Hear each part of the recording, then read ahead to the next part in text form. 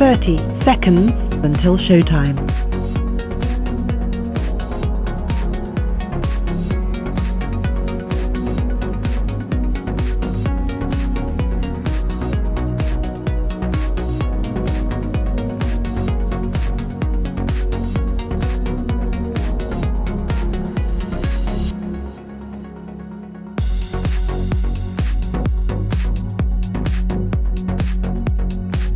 Your show will go live in 5 seconds. 4, 3, 2, 1.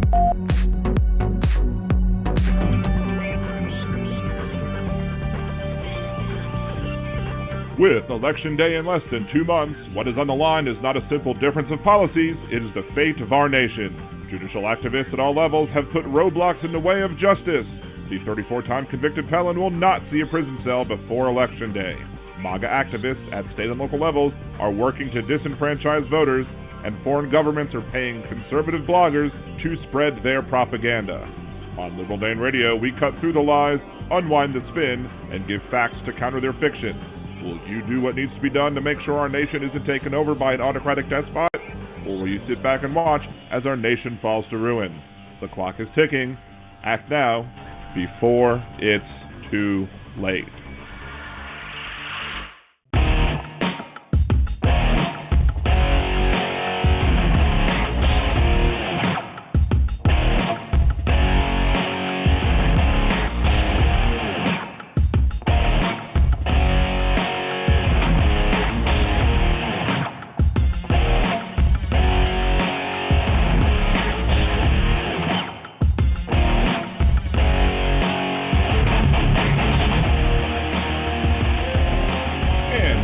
Back to Liberal Dan Radio, talk from the left, that's right. This is your host, Dan Zimmerman, coming at you from New Orleans, Louisiana.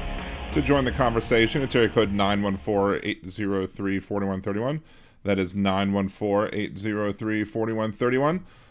You can also join us in the chats, either at liberaldanradio.com or twitch.tv/liberaldanradio. If you're listening live on Blog Talk Radio, we encourage everybody to come over to one of those two chats. It's easier to follow two chats than three, and, it's much easier to, I just don't want to have to deal with the Blog Talk Radio chat on top of everything else, so it just makes things easier on me. So there you go. Support the show. Again, you could like the video, share it on the YouTube stream, comment, and share on other videos that you agree with, interact with other folks on YouTube as well. Get those algorithms up. You can support the show also by being a Liberal Danimal on YouTube, as little as $2 a month. Be a subscriber on Twitch. You can do it for free. If you have Amazon Prime, it doesn't cost you anything. And if otherwise, you can buy gift subscriptions, gifts, memberships, buy bits, buy super chats, super stickers, all that good stuff going on. Wait, we got Seha in the chat already? Wow! Good to see you, Seha. Shouts out to Orvilby over and Aaron over on the Twitch chat. We got Jeff from across the pond, or Steve from across the pond. Sorry, I moved you, Jeff. I moved you from Missouri to Scotland, apparently. Steve from across the pond, and Jeff, Easy E, Seha, CR, Scott, Jackie. Those are everybody who has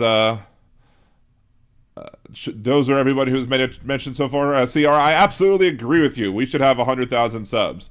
The only way we do that is to get the algorithms up. Al Gore needs more rhythm, and if we get more Al Gore, more rhythm, that'll get more people engaged with the channel. Share the channel, subscribe to everybody.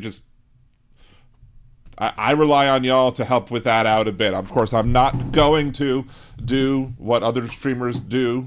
Hal doesn't do it, and I'm going to follow his lead and not buy, bogus subscriptions, because that's not how I roll.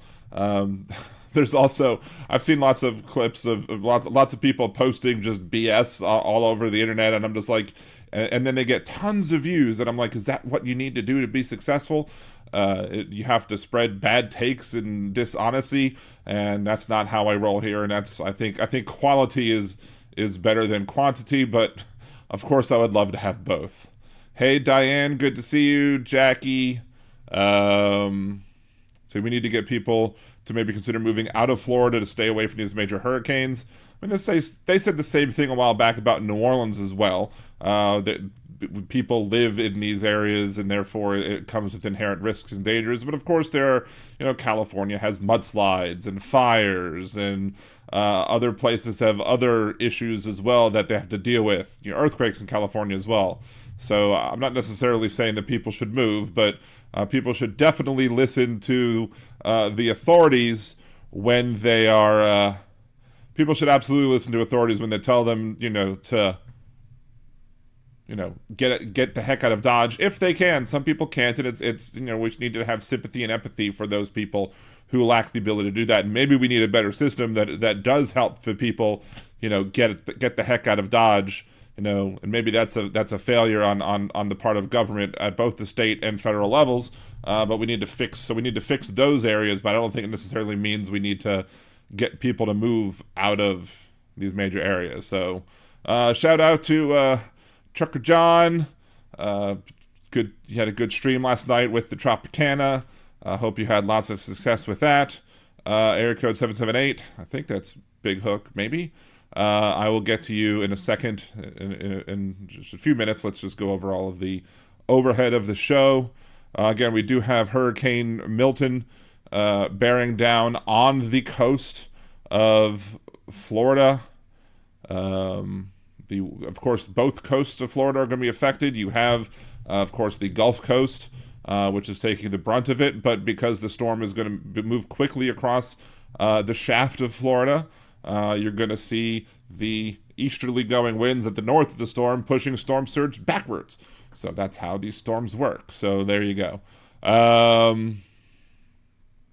We have lots of, for a second I saw this picture or image on what the storm surge might look like with the graphics, and I was like, whoa, is that the height of the storm surge? Like, no, that's just technology showing what the storm surge might look like when it gets there. So see, the storm surge on land should be minimal. I mean, I don't know what the storm surge is going to look like.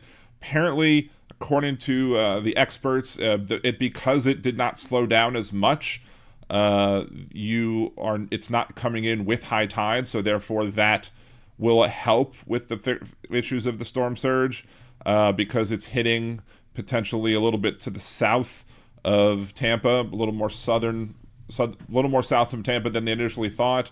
That's going to potentially spare the people living in Tampa Bay, because you have the situation where Tampa Bay has, the bay, and then it kind of shunts all the way up, so you'd have this rushing flow of water up, the canals or whatever waterways they have in Tampa, and that might have made things a little worse because it's hitting a little more further south. You might not see as big of storm surge in Tampa, but you never know. I haven't seen the last jog, and let's see. Apparently, currently, according to 7 minutes ago, big time surge problems in Punta Gorda, Florida. Water has come in like a tsunami, rising 5+ feet in the last 30 minutes, according to somebody's camera on Twitter.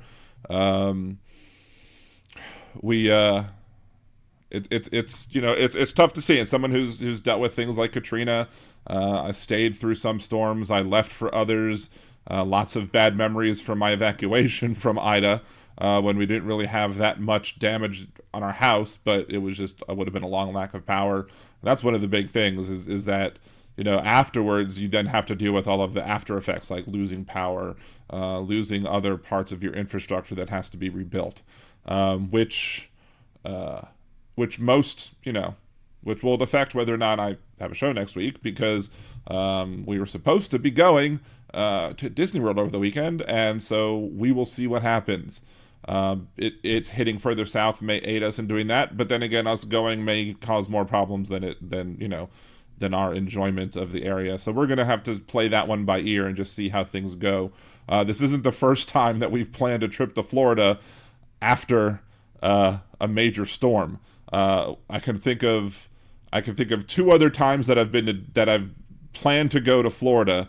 One time on the coast of Florida, the time I got to meet Ken, And then one time when we went to Disney World proper, we went a day later because they didn't have power on the Friday, but we showed up on the Saturday and we were able to still enjoy that vacation. So it's going to be a matter of whether or not they can take us as to whether or not we go. So it's easy at network. I heard 10 to 12 foot surges at most. I think Sarasota would be hit. Yes, probably. So again, we will see. Again, I'm not an expert on the weather. I've just dealt with storms a good bit, and so therefore I'm just coming with my personal knowledge and living through it. A lot of the times, when storms are heading towards the Louisiana coast, I often will say, that the weather people the meteorologists never have it hitting accurately because they never take into consideration the Gulf Stream. And because it usually will jog the storm a little more to the west than normally, which is why I didn't evacuate for Hurricane Ivan. It's why I didn't evacuate for Hurricane Georges in 2003. Georges was 2003, Ivan was 2004. I stayed for both of them. But then for Hurricane Katrina, I saw it was heading right towards the mouth of the river, and I was like, even if it gets hit by the jet stream, it's not going to be much, so that's why we have to get the hell out of Dodge. And we did. So, anyway. But again, there are always people that won't be able to leave for whatever reasons, and we need to have sympathy for those people and empathy for those people, and consider the hardships that some people might have to go through and the tough decisions they have to make. So, sorry, Dan, I have a 36-year-old who failed to launch Disney File stepson. I'm rooting for the storm versus Disney. It makes modern adults not grow up. I mean, I think I grow up. I think I do plenty of good things, and I have kids. So, but, we also do love Disney Files. So, but I appreciate your point. There are some people who are absolutely very, very crazy for Disney, and they take it a little bit overboard. So, yeah. Disney not having power is extremely rare. That's not the issue really I'm worried about with Disney. It's the where I'm staying not having power, and for more specifically being able to go and get needed supplies for the room, because my wife has celiac. She has to have certain things, and whether or not I know Disney closed early today, which good on them. Safety over money. That's a good thing. Anyway, let's go to, I think, is this Big Hook? Let's see if it's taking a while to load up. Yes, it is. Hey, wait, hold on. You're coming in a little low for me. Hold on. I'm trying to adjust my things. Let me see if my sound... Can you hear me? Testing. Oh, wait, hold on. My sound went all the way down to 8. That's the problem. There we go. Say it again. Talk again. Okay, can you hear me now? Yes, I can hear you better now. Perfect. How are you today? Okay. Hanging in there. Yeah. Isn't Florida where Republicans go to retire or say die? I'm not quite sure which is more relevant. Well, as a Jewish person, we used to joke around that Florida is where old Jewish people go to die, which is why one of the things you had in the 2000 election, you had like Palm Beach County, an area that had a high Jewish population. Had a lot of votes for Pat Buchanan, and in that election, like he had it was like 50,000 votes, and even Pat Buchanan was like, I really don't think 50,000 people meant to vote for me in this election, but they had made the ballots with a larger font, so it was a confusing ballot perhaps for the people who were older in age, and as such, people might have inadvertently voted for Buchanan when they meant to vote for Gore, which is one of several reasons why Gore didn't win the 2000 elections. But I mean, sometimes there are a lot of old Jewish people who sometimes are more conservative. I think maybe some of the more younger Jewish folks are. Some of the younger Jewish folks probably are the more ones that lean to the left, lean leftwards. Of course, when my grandparents, and even though they passed away a few years back, they were both very, left-leaning, and they were, approaching 100. But again, they also didn't move to Florida neither. So, but yeah, it's very well possible that, a lot of people who move down there are older conservative types, and that's maybe why Florida moved from being a swing state to being a more solidly red state. Do you think Scott could possibly lose there, because at this point his approval rating is way down low. But the problem is that, I mean, let's face it, Florida is the fuckery state. I mean, you had Jeb Bush, who basically took all those the 50,000 black voters off the rolls. The Brooks Brother thing. The Supreme Court coming in and declaring Bush the winner without a full recount of the votes and whatnot. I mean, I don't know what do you do with Florida at this point, because and DeSantis is he seems to think that he's in a line of future dictators that are going to rule the nation. It doesn't help that way either. No, I mean, it absolutely doesn't help, and I despise and loathe DeSantis, even more so after he started, basically what I call kidnapping, undocumented migrants or the asylum seekers, and shipping them off, and lying to them to get them on the buses and shipping them off to other people, and basically being generally deplorable on the whole thing. Do I think Florida is in play for the Senate? Do I think Florida is in play for the presidency? Maybe. I think I am shook that they got the abortion thing on the ballot, with giving the voters the opportunity to protect abortion rights on the same day that they're voting for president in the Senate. So maybe that could be enough to bring people out. I am going to have on the show, not next week, but the week after, one of the candidates for Florida's House District 2, which is in the Panhandle. It's somebody that I personally know, and so she is hopefully going to come on the show, and we'll interview her and see how she's doing in her conservative district, because you never know, you might be getting more of the youth vote out. One of the things that polls don't count, because of how the polls run, is they will never be able to count the new voters, because they only typically count registered voters and people who are regular voters, and so you can't count those new voters. And if you can get the voter registration up, you can drive out the younger vote, the youth vote, and you can get out, and especially if you can get out the people who are unhappy with Dobbs and the dismantling of Roe across this nation, you may very well get, between young people coming out and voting for the abortion protection, for the more progressive folks running for Senate and House, and perhaps even for Kamala Harris. Will that happen? I don't know. I'm not going to hold my breath on it. I'm not going to bet money on it, because the proverbial Florida man exists, and there's a reason why, because if anybody's going to do something stupid, odds are it's going to come from Florida. But as Donald Trump says, it is what it is. The conundrum I find is that DeSantis is going to be looking at a state that's been completely devastated, and he's going to have to go, who's going to fix all this shit? And it's going to be the undocumented immigrants who are going to have to come to his rescue and fix all this stuff, because there's no way that there's enough people to fix everything that's going to be completely destroyed in the path of the hurricane. I mean, well, we saw that with Katrina as well. We saw that back in 2005, where you had rebuilding done. A lot of the rebuilding that was done by people who were undocumented migrants. A lot of places got rebuilt quickly because of those people. And hypocrisy is a conservative prerequisite, and they will rely on their labor and then deny them rights and privileges and treat them like second-class people, not just second-class citizens, but second-class people, simply because of the fact that they're horrible, deplorable people. I wonder how many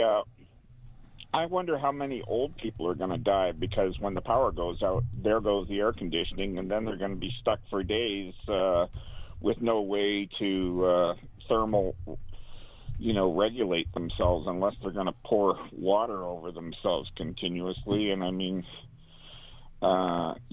that's just a disaster waiting to happen, unless they've all jumped ship and gone somewhere else. Well, there was one story I heard where somebody drove cross country in order to try and get their elderly parents out of harm's way. But there are it's there are people who are vulnerable, including the elderly, including people with disabilities, including people who just have just general health issues. I mean, I brought I don't know how, there was a friend of mine who over like a weekend or two ago, I had to bring her to the emergency room because she had fallen like a day or two before, and she didn't even realize it, but she broke her hip. And how would people in that sort of circumstance be able to handle an evacuation? I mean, there are places where people don't need to go to shelters, but they can't bring their dogs, so you can't, and you're not supposed to leave your dog alone or your pets along. So there's that. So yeah, there's a whole bunch of vulnerable people as well. That I think they say if you break a hip, if you can get it surgically taken care of within the same day, your chances of actually surviving the encounter are much higher. Whereas if there's a couple of days lapse, I'm not quite sure. I think it has something to do with the blood clots that often form, which means that you're at higher risk for a stroke or a blockage somewhere in elderly patients. That's one of the real big high risk dangers of breaking a hip. Yeah, I mean, this person is actually younger than me. She just has dealt with other health issues as well, so therefore that's probably why she was more frail, and as such probably why her hip was more prone to damage. But apparently, from what she told me, from what the doctors told her, that if I hadn't brought her to the hospital that day, it might have been, it might have been much worse for her. I don't know if it would have meant, I don't know if it was literally save. She said I was a lifesaver. I don't know if it was that. I mean, she might have just said it metaphorically and not literally. Either way, I was happy to do it. But she was like, "Let me repay." I'm like, "No, don't repay me." I was upset that she has other people who are for other friends of hers who I know who like didn't want to bring her to the at first to urgent care because she was, "Oh, I have plans later this night." I'm like, are you freaking kidding me? You have plans, yet your friend is suffering in pain, and you can't bring them to the hospital. I didn't think twice. I brought her to the urgent care. Then when the urgent care said take her to the hospital, I brought her to the hospital. Like it's the mindset of people is just bizarre. Like I don't understand the mindset of a lot of people. Yeah, but that's the fucked up thing about your health system. There, it's basically your money or your life, your home, your future, I mean, literally, you have to make a deal with the devil unless you've got the best insurance that money can possibly buy. My other thing is what is with the Bob Woodward release now? Do you think that is going to make the Supreme Court decide, yeah, he's been completely revealed, we can't defend him anymore, he's going to have to either flee the country or do his sentence in jail? Do you have any opinions on that? If I haven't had enough time to, I mean, I did see obviously what happened with the new Woodward report and how Trump has, basically been in continuous contact with Putin, at least 7 calls since he left office, which should raise all sorts of red flags, not just Logan Act issues, but other issues as well. If it came out earlier that this is what happened, and this is my huge problem with Woodward. I mean, I don't disbelieve Woodward, or I don't think that he's reporting things falsely. He just waits too long to report them. Because I think if people would have, if he would have, right, in COVID, exactly, if he would have came out immediately and released the audio from the interview, at least saying that he was, lying about or sugarcoating or whatever how bad COVID was, then perhaps we could have had an easier time dealing with it. But because Woodward would have rather sold his book than actually inform people in a timely manner. People may have more people maybe perhaps died needlessly because Woodward didn't wanted to sell a book over informing people immediately. The same thing might very well be true here. I mean, I don't know when Woodward found out about all these calls, versus the timing of when the book was being released or is getting released. But it's very well possible that Woodward has been sitting on this for a while, and maybe had he released that information earlier, maybe you're right. Maybe the Supreme Court would have been like, we really can't defend this guy anymore. Maybe that would have adjusted their horrible ruling, giving him basically a pure immunity on everything, even though that's not what they literally said. In practice, that's what they said. And so, yeah, I mean, I think because all these other cases are delayed and we're not going to see any sort of sentencing or any sort of, even on the New York trial, we're not going to see any sentencing until after the election. And then on the federal issues, we're definitely not going to see anything until the election is over with. It's kind of hard to say, okay, well, are we going to have a Supreme Court that's going to continue to defend this traitor, or are we going to have a Supreme Court that does its job? I would still tend to lean towards because Ellie. Go ahead. Yeah, Elie Mystal was saying he's convinced that the Roberts Supreme Court is going to give Trump a pass and let him sail on all the things that he's already done, and claim that he has immunity from prosecution, that it falls within presidential privilege. And they'll say, oh, well, we can't charge him. He's definitely insane, but he was doing it under presidential authority. And if he was clinically insane, then it falls upon the Congress and the Senate to have invoked the 25th Amendment and have removed him. But just to wipe their hands of the whole affair. Right. But, it's just without that information. I mean, I don't know. Maybe they would still, basically say. I mean, none of the stuff that Woodward has released, at least with the stuff pertaining to him being in constant communication with Russia and Putin after leaving office, that wouldn't be protected by presidential privilege, because there's no such thing as, at least at the moment, there's no such thing as former presidential privilege. However, Trump had just happened to get lucky because he got the stupid judge down in Florida several times for the documents case, and then but had maybe had some of this information been released as soon as Woodward found out about it, maybe he would have we would have seen a perhaps different court saying, okay, we really can't defend this guy. This guy needs to go up the river without a paddle or whatever. Unfortunately, that wasn't the case. I don't know how much we can blame Woodward. I mean, I think regardless of the Woodward delaying on the information, the court ruling is still stupid. So there's that. The court ruling was terrible, but maybe it would have pushed. It may have pushed enough people to be like, you know what, this is a really big deal. And maybe Woodward thought, maybe his thoughts was, I need to release this in October because that's the, quote, October surprise. And maybe that will be enough to get some of the people who are on the fence, like, we really don't need to be electing somebody who maintains a good relationship with Vladimir Putin and who gave away COVID testing supplies to Putin instead of having them be available for people in this country. So... yeah, do you think any more bombshells will drop before Election Day? Oh, I'm sure we're going to see some. I don't know what they might be, but I'm sure we may see more things drop because of it. And of course, if Donald Trump loses, especially if he loses North Carolina, especially if he loses Florida, he's probably going to blame the storm and be like, well, we need to delay the voting because the storm caused me to lose. And because he'll never take personal responsibility for any of his failures.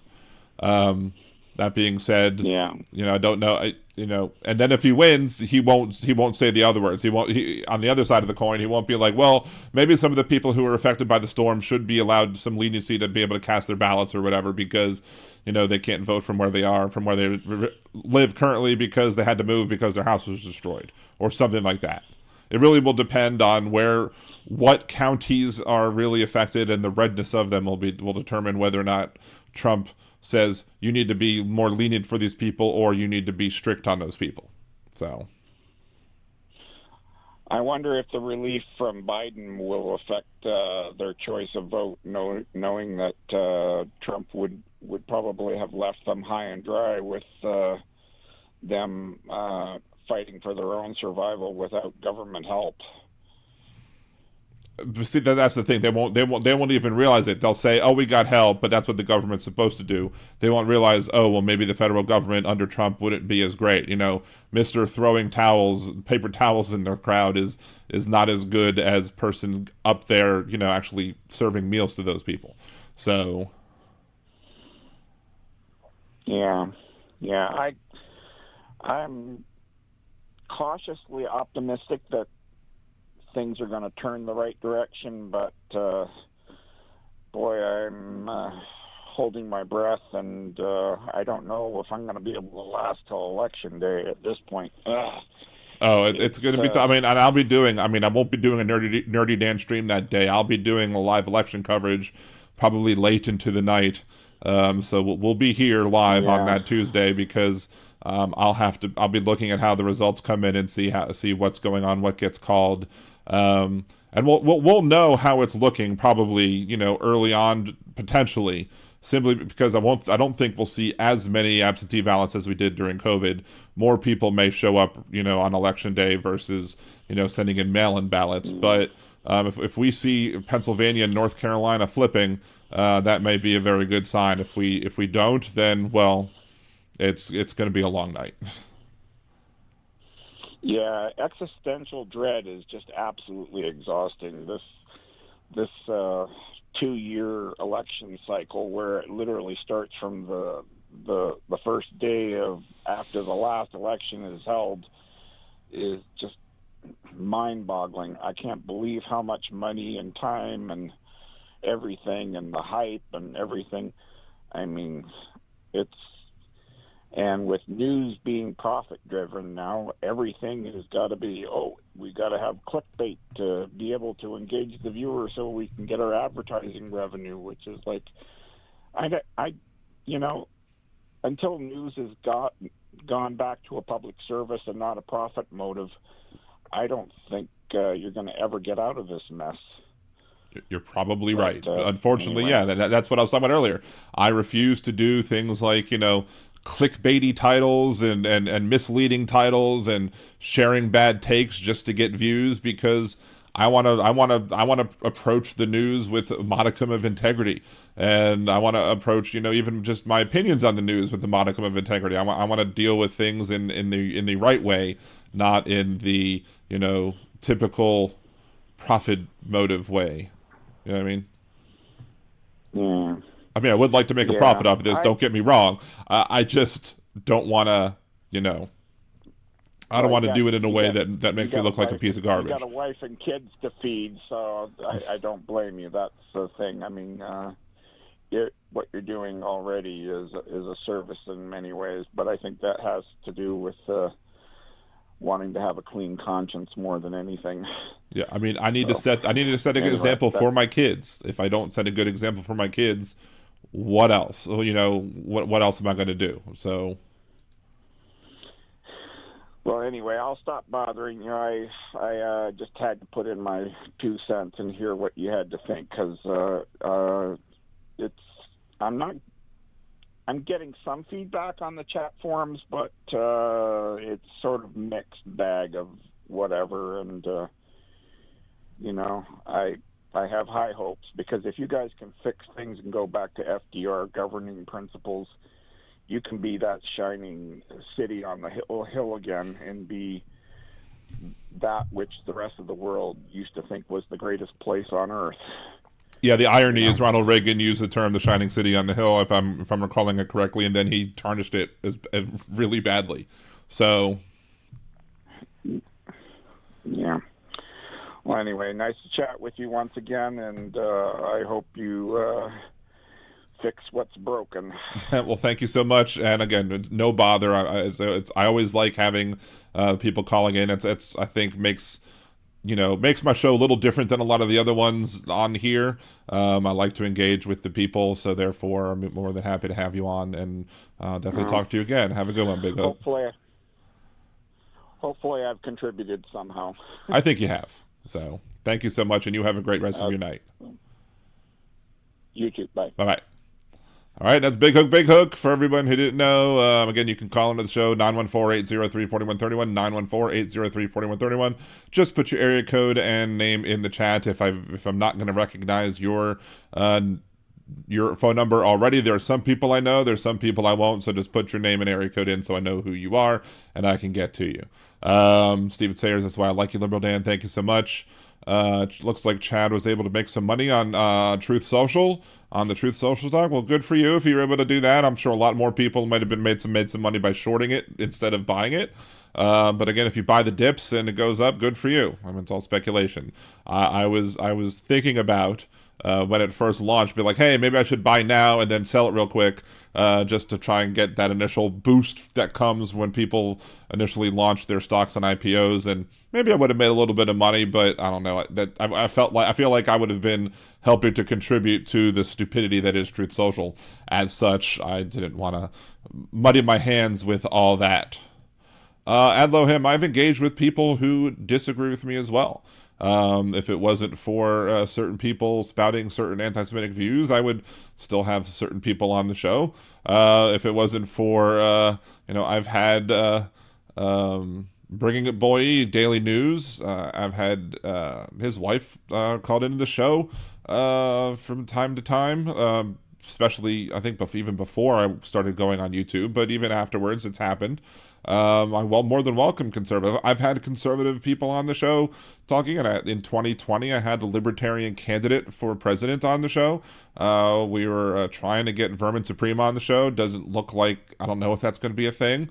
I'm more than happy to have people who I disagree with come to the show. As long as you're going to discuss the issues with good faith, you're more than welcome to be here. But if you're not willing to discuss the issues with good faith, and you're not going to have good... Thank you, Chad, for the super chat. Appreciate you. If you're not going to have, a discussion in good faith, then we're going to razz you.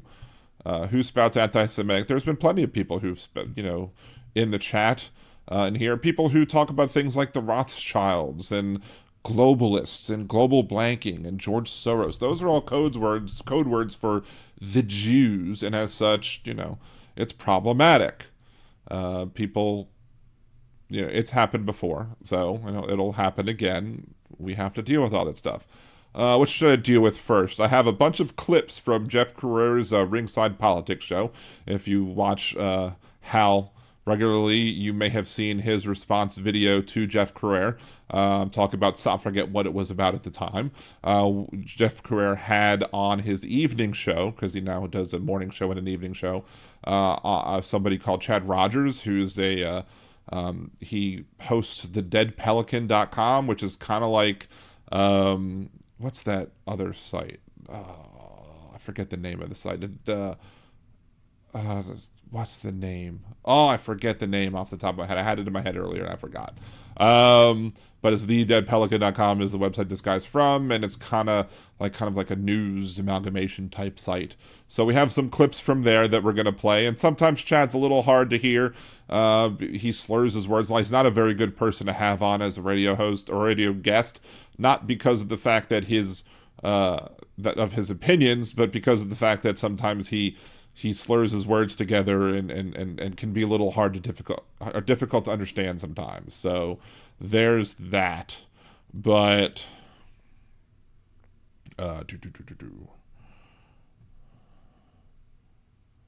just kind of reading the Rothschilds. Is that caramel filled candy from the 70s and 80s? I think that might have been something else, but I do remember what you're talking about. But first, let me go over this post right here. This is an interesting comment that came on my Donald Trump is now fooling you about not taxing overtime, about Project 2025.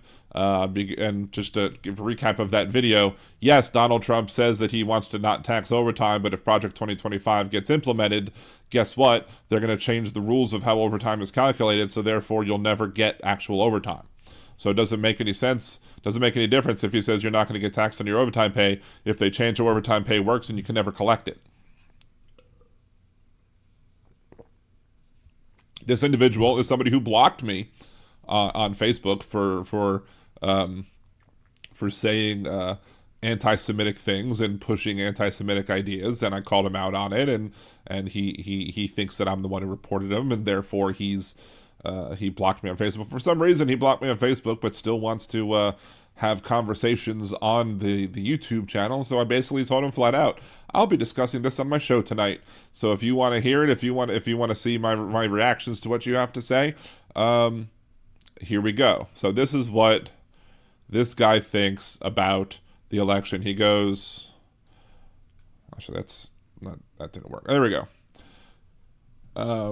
He goes, that moment when someone says, I can't believe you would vote for Trump, he goes, I'm not voting for Trump. And then he lists all the reasons why he's voting for Trump, except it's not for Trump, it's for other things. And I'm basically explaining to him in this comment, what's up, Impeccable Living? Good to see you. I feel like I need to have this audio ready, so let's go ahead and pull that up first. Let's see. He goes, I'm voting for First Amendment and freedom of speech. Well, if you're voting for Donald Trump, you're going to get people who is going to go after the news media who does not like him or support him or who actually reports the truth about him. He's going to use the power of government to have retribution against those people. So if you want to vote for the First Amendment and freedom of speech, and especially the First Amendment and the freedom of press, you are not going to vote for Donald Trump. You want to vote for Kamala Harris, because that is the person who's going to uphold your rights under the freedom of speech and under the First Amendment. Voting for the Second Amendment and my right to defend my life and family, he says. Are you now? There are a lot of people who are pro-Second Amendment who don't like the fact that Donald Trump tried to bar the bump stocks. But, people like, Joe Biden, Kamala Harris, they're not trying to take away your guns and take away your ability to defend your life and family. They're trying to make it so that these mass murderers have a harder time to get the weapons to commit acts of mass murder. As Joe Biden said, you could absolutely knock somebody on their butt with a shotgun. So why not just get a powerful shotgun to defend your home instead of having some sort of AR-15 or other type of assault rifle? Right? Makes sense? I'm voting for the next Supreme Court justice to protect the Constitution and Bill of Rights. This current Supreme Court, a third of which Donald Trump nominated, did not support the Constitution or Bill of Rights. They ignored the Constitution and Bill of Rights, especially in Dobbs v. Jackson. So if you're voting for this in the presidency to defend the Supreme Court, defend the Constitution, defend the Bill of Rights, you need to vote for Vice President Harris. I'm voting for the continued growth of my retirement and reducing inflation. Joe Biden is the one that passed the Inflation Reduction Act. We've had inflation across worldwide because of the post-pandemic rebound. And the country that has done the best, the industrialized country that has done the best when it comes to inflation, is the United States of America, which is currently led by a Democrat, i.e. Joe Biden. Donald Trump is not going to do well for inflation at all. In fact, Donald Trump is going to enact tariffs that's going to push inflation sky high, because it's going to increase the prices of many goods and services that you want to pay for. I love him. Why do I want to control how you want to protect your home? I didn't say I did. I'm saying that there's no reason why you can't use a shotgun to defend your home, but there's a reason to want to try and make it harder for people who want to commit mass murder to commit mass murder.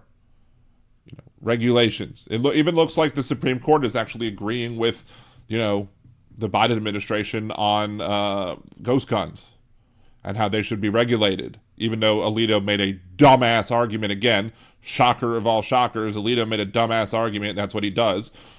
He made this dumbass argument about, this is a pen, this is a paper. Do I have a book? No, you idiot. But if you have something that makes it easier for you to build your own gun and it's not regulated, then therefore you can't have a well-regulated militia. So, see, I'm voting for a return of our troops from foreign countries and to end America's involvement with foreign conflicts. Well, that's a problem. I mean, that you probably, the way that Donald Trump wants to remove us from conflicts is not going to be a way that's going to be good for the world or good for this country. Donald Trump just wants to get out of the way of Putin, so Putin can do whatever it is he wants to do, because Putin has a whole bunch of stuff on Trump, in my opinion, and that's why Donald Trump sends him supplies. That's why Donald Trump maintains communication with Vladimir Putin. That's why Donald Trump is going to enable Vladimir Putin to just steamroll over Ukraine and turn it back into the Ukraine, because it will then be a province of the of the wannabe Soviet Union, i.e., Russia. He says on this comment, I'm voting for the Electoral College and for the republic in which we live. The Electoral College is broken. It is a terrible thing. It does not do even what the founders wanted it to do anytime. Let's see. Impeccable living. I'm jumping around from live to live and hooking up with guys on Grindr. When it comes to hookup, I can multitask. Oh my. There you go. That was ready for you. Oh, you might have left already. Shall not be infringed sounds better. Shall not be infringed. Even Scalia believes that shall not be infringed does not mean what you think it means, and that there can be regulations on gun ownership. Scalia disagrees with you, or disagreed with you, because he's now dead. I hooked up with a guy whose username is BBC Thick and Long. He was as advertised. Don't worry, though. I don't need a wheelchair. There are some people in Impeccable Living who are going to think he was British. Oh, my. Anyway, I'm voting for the police to be respected once again. That makes me laugh. And law and order. This Donald Trump wants to. He claims that he wants to pardon the people who were arrested and convicted for assaulting police officers. You can't claim to back the blue if you don't back the blue when your sycophant supporters assault the blue. Now, there's no such thing as a blue life. Black lives are lives of people who are born black. You're not born a cop. But still, you don't think that Vice President Harris is going to support law and order and cops? She was a freaking DA. She was the Attorney General of California. She worked hand in hand with the cops. The idea that she somehow is not going to respect the police. There are people who didn't like Vice President Harris in the 2020 election simply because of the fact that they called her a cop. So, I don't know what this dude is getting from this. I'm voting for the continued deployment of federal judges who respect the Constitution and Bill of Rights. No, you're not. You're not voting for that one bit if you're voting for Donald Trump, because Donald Trump doesn't respect the Constitution, Bill of Rights, nor do 5 of the 6 conservative justices. They don't support the Constitution. They ignore the Ninth Amendment. They ignore, which is part of the Bill of Rights. They ignore many, many things. Let's see, pardon all of them. So, Lohim, you support people who want to assault cops, who want to attack cops with all sorts of implements of destruction. That's what you want to support. That's not necessarily, that doesn't show that you're supportive of law enforcement there, Adlo. I'm voting to keep jobs and remain in America, not be outsourced of the world to China, Mexico. I want USA made. We can have USA made. We currently have USA made. Currently under Democratic administrations, we've had policies where the government is required to purchase in the USA. Donald Trump is the person who had his items made in China. Trump ties made in China. You ignore that, right? Voting for secure borders and have legal immigration. Well, first of all, what I'm gonna get into in a second. And caller, I see you there. The people who who vote for Trump and you want secure borders. Donald Trump is the one who killed the bill written by Oklahoma senator, a Republican. They killed the immigration bill because Donald Trump doesn't want solutions. He wants to run on it. He wants to use the people who are here illegally as a means to get elected. He doesn't want the problem solved. Not one bit. Let's see. I'm voting for the military and the veterans who fought the country to give American people their freedoms. No, you're not. Donald Trump said clearly that he does not respect the troops. He called them suckers and losers for dying for our freedoms. It's the Biden administration who helped deal with the issues with the troops that had to serve next to those burn pits that led to, his son and other people getting sick and dying. Donald Trump doesn't respect the troops. The idea that the only reason Donald Trump wants to have a military is he can hold military parades in his honor because he wants to be a dictator from day one. He wanted to have a military parade in his honor during his first term. I'm voting for the unborn babies that have the right to live, says Sophie God. Democrats, you have less abortion under Democrat governorships, for example. When Jeb Bush was governor of Florida, he defunded Planned Parenthood. That reduced the funding that Planned Parenthood could get, which caused abortion rates to go up for the rest of his term. Meanwhile, John Hickenlooper, when he was governor of Colorado, he provided universal access and for free birth control pills, IUDs, etc. And as a result, unwanted pregnancies and abortions dropped in his state for the rest of his tenure. So if you want to actually solve what you view as a problem, as abortion and unborn babies living, you're going to support Democrats because Democrats actually want policies that have all pregnancies wanted, and they go down because Democrats want to stop unwanted pregnancies before they become pregnancies. Now, when somebody is pregnant and they, like Kate Cox, and is having a problematic pregnancy, conservatives are the ones that put their lives at risk. I hope, and all of y'all who vote for Donald Trump because of abortion, I hope none of y'all have a relative who has to deal with the issues that Kate Cox and others have had to deal with. Because their lives are being put at risk because of these horrible, yes, thank you, CR, James Langford from Oklahoma. These horrible laws are killing people, or at least trying to kill people. Kate Cox fortunately had the ability to leave the state, so therefore she could get the procedure that was needed to not just save her life, but save her fertility, and now she's giving birth in January. So, voting for peace in the Middle East. No, you're not. Donald Trump doesn't want peace in the Middle East. He would want to see more Netanyahu bombing of Gaza and more innocent Palestinians dying over Netanyahu's shitty actions, because he probably wants to build Trump Gaza sometime in the future. Voting to fight against child and human trafficking, that's BS. There's no reason to believe that Democrats support child and human trafficking. Voting for freedom of religion, no. Donald Trump is supporting the freedom of Christians to practice their own religion and nobody else. Donald Trump wanted to implement a Muslim ban, a ban of all Muslims entering this country. That's what he ran on in 2016. So no, that's not freedom of religion. That's only freedom of Christianity. Everyone else can say F you. Donald Trump also is anti-Semitic, and I've shown many examples as to why Donald Trump is anti-Semitic. And Jewish people, if you're Jewish and you're voting for Donald Trump, you're stupid. Plain and simple. Hey, Chris, good to see you. Adlohim. The Dems do no wrong. I've never said that. I've been critical of Democrats on this show many times. Clearly, you have not watched me enough. Now, there are plenty of other people who do go after the Democrats when they're wrong, but I make it a point to point out when Democrats do wrong.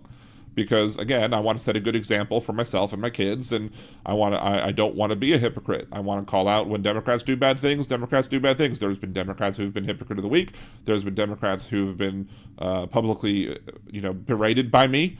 I went through a whole big list of them the other day of all of the Democrats that I've gone through and said, okay, these are the people that I have no problem with dumping these people from the party because they're harmful and problematic and we need to get rid of them. I voted against a Democrat for Congress one time because it was Dollar Bill Jefferson and he was clearly corrupt and he was eventually convicted of those corruption charges. So therefore, I did not support him, which gave us a Republican congressperson for 2 years. I didn't vote for the Republican congressperson. I voted for the Green Party candidate, but still, the amount of people that voted for the Green Party candidate, if you added those to Bill Jefferson's vote totals, he would have beaten Joseph Gow in that election, but I was not going to vote for the corrupt crook. I left the Democratic Party of Louisiana for years because they endorsed unrepentant convicted felon Edwin Edwards, and I couldn't do it. I couldn't do that. Simple as that. But sure, you're gonna just cherry pick certain things that I say and then say, "Oh, Dems do no wrong." That's a straw man, Adlo. Learn how to. Thank you, Chad, also for defending me to Adlo. Dan does keep it pretty well with facts and opinions. Thank you, sir. I'm voting for the right to speak my opinion and not be censored. Well, maybe you shouldn't post BS things on Facebook and get them taken down. Like anti-Semitism. I'm voting for the return of teaching math, history, and science. Like Republican Congress people want science being learned. I'm not just voting for one person, he says. I'm voting for the future of my country. If you're voting for the future of your country, you want to vote for Vice President Harris, because with Donald Trump, we're not going to have a country. We're going to have a dictatorship. Dictator on day one. And if Donald Trump wins the presidency, he's going to have, in order for him to do that, he's going to have enough votes to keep the House and take back the Senate. And then he's going to have all three branches of government who are going to make him a de facto dictator, because they will just bend over backwards and forwards for him as he bends over backwards or forwards for Vlad Putin. So there you go. That is why I believe that these comments from this individual, i.e. Sophie God, i.e. Valentine, are 100% completely wrong, off base, etc. So, area code 434. Good to hear from you. What's going on? Hello. Hello. What's going on, Khalil? I'm doing okay. How you doing? I'm hanging in there. It's been a rough one. Maybe if I have time at the end of the night, I'll tell you all about the horrible dream that I had last night or this morning. That was brutal. It was a brutal. My mind just put me through hell today in my dreams, and I woke up. I was almost crying because I woke up. That's how bad my dream was. But anyway, I've been dealing with some financial stuff, some other stuff. But you know, it is what it is. But anyway, how have you been? Hope it gets better. Been pretty good. I went to a thing about my so-called selfish life, right? And I agree with most of it, but I disagree. You know, like the way I feel about abortion is, if for abortion's not just about you controlling your own body; it's also whether you can take care of the kid or not. So, if a child is raped, it shouldn't just be about age. Yes, they should ask their parents' permission, but it shouldn't just be about, well, because if a child is raped and they have no way of having a kid, what's the point in making it only about age? So I got kind of angry with some of the people that made that, and I basically left out. But I really don't believe in abortion bans anyway. But I believe that it shouldn't be just about your body. It should also be about whether you can take care of the kid or not. And when people make it just about age only, it kind of makes me kind of angry with people like that. Because like I said, they're like in Asian country, if you're a child, you can't have an abortion even under your parents, and even if you're raped. And like I said, that could put someone else in danger too. So I was like, how dare you people do that? Right. So basically, I feel like abortion shouldn't have any unnecessary restrictions on it. Now, if you're talking about gay marriage or like stuff like weed and stuff like that, that's a different story. But even weed is, if it's to save someone's life, it's, or certain things are more complicated than age. I agree. I mean, I also have stated the opinion that I am not for any restrictions on abortion based on abortion themselves. Like, I'm fine if a state wants to put, like, if a state has has regulations on how doctors' clinics that perform surgical procedures, if a state has procedures or restrict requirements on those other clinics, it makes sense to have those same requirements on like issues of cleanliness and sanitariness or whatever. It's fine. It should be fine to have those sorts of regulations on the clinics themselves. Of course, the requirement to have admitting privileges was a stupid thing, because if someone has to go to the emergency room, you send them to the emergency room, and then the emergency room doctor can then admit the person in the emergency. But otherwise, there's no reason to have these, especially any of these regulations on abortions, especially these draconian ones. So Yeah, I agree. Yeah. And I also am hoping to go to a protest with National Organization for Women in Stanton, and I'm hoping not to miss this one because I'm gonna mail them their physical mail. It's like a women's. It's either a women's rights protest or women's celebration protest, but it's a rally in Stanton, Virginia. Very cool. Well, you have to let us know how that goes. I hope you help. I mean, the more people that show up in support of women's rights rallies, the better it is, because it gives people more visibility. And we shouldn't have to have these rallies because, we should be treating women as if they are, first-class citizens like everyone else. But unfortunately, we don't.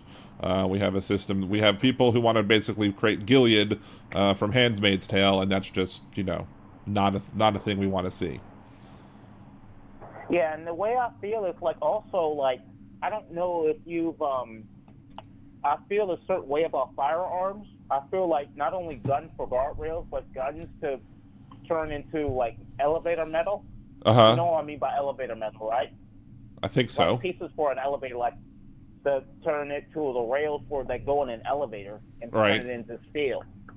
And some of the gun, I found that the gunpowder can conduct electricity to use it in a good way. Did you know that? No, I did not.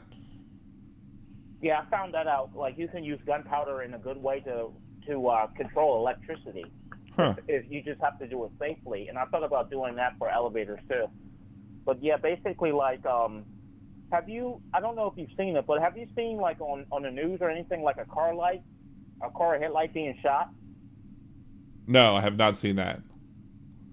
Well, that's a bad way of electricity, but I don't know if because there was an LAPD that was in a shootout with a suspect with an AK-47, and it was hitting everywhere of the car. And like usual, the people who commented on it only took the part about gun control. They never took the part about how do we equally arm these officers. Right. So I don't usually look at the comments on things like that because we know how they're going to be selfish people. A lot of times you don't want to look at the comment sections because the comment sections are where all the deplorables exist. So. Yeah. So when is the whatchamacallit that you're going to, the women, the now rally / protest? When is that going to be? November 2nd. Okay, very cool. So. I hope that, I don't know if you've seen Mississippi Burning, have you? It's been a while. But do you remember how Willem Dafoe, even though he was he was under J. Edgar Hoover, he was a good agent. He supported the civil rights movement. I'm hoping if I see someone in a suit, it's going to be one of those types of people at the rally. Hopefully. Yeah, hopefully it's going to be someone taking notes with the civil rights group or civil rights organization or civil rights division of something like that, but not someone that's just, specifically a woman or a minority in a suit. But yeah, I appreciate talking with you. I appreciate talking to you as well, and you let us know how that goes, and I may or may not be on next week, depending on a whole bunch of things pertaining to my upcoming trip. But if I'm not here next week, I'll be back the week afterwards. So thank you so much for calling in, and you have a great rest of your night, Khalil. You too, thank you. Thank you, man. And that's Khalil, friend of the show, a frequent caller. Always good to hear. I would love to see his guns and the guardrails things become a thing, because I think it's catchy. I think it could, I think it might be a good way to, say you can protect people by making the metal into the guardrails on, and helping building the infrastructure by people who want to, turn in their guns. So I think that would be a good thing to do. So, did Dan just out us? How did I out you? What did I out you about? Let's see. Is this Brother Michael? Hello? Yes, sir. Good evening. Well, evening for me. Good. Are you morning or afternoon where you are? It's at 9:30 Thursday. 9:30 on Thursday. One of these days you're gonna have to call me and let me know what the lottery numbers were, since you're in the future. Haha. Anyway, that's a common joke. First of all, shouts out to Wonder Mom over in Twitch. Thank you so much for joining on the Twitch channel. Appreciate you. We just had also a visitor from my kitty cat on my shoulder who now has gone back down again. So anyway, what's going on with you, Michael? How are you today? Nothing. I want just to say, it is a 9/11 in many parts of United States as we speak because of Hurricane Million, and therefore, we must not only be more united than before, we must it's okay to be disagree with each other, but we should never be disunited, because right now the people in Florida and other counties and states that in the path of the biggest hurricane of the century, almost 150 mile per hour wind, and so this is the 9/11 of the second 9/11 of the Florida and other states, even in North Carolina, I believe. It was flooded. So we need to be more nicer to each other. We need to be more united than ever, because, if we are not united together, then unfortunately we get weaker and weaker, and this country will go to the hell. And Putin or any axis of evil, they don't have to do anything. Mm-hmm. Right. We do a great job of berating each other and going after each other. We do the work for the people outside. That's why to me that's why Putin wants Donald Trump to win, because he knows that that's going to help weaken our country, because the United States will definitely be weaker under Donald Trump. So,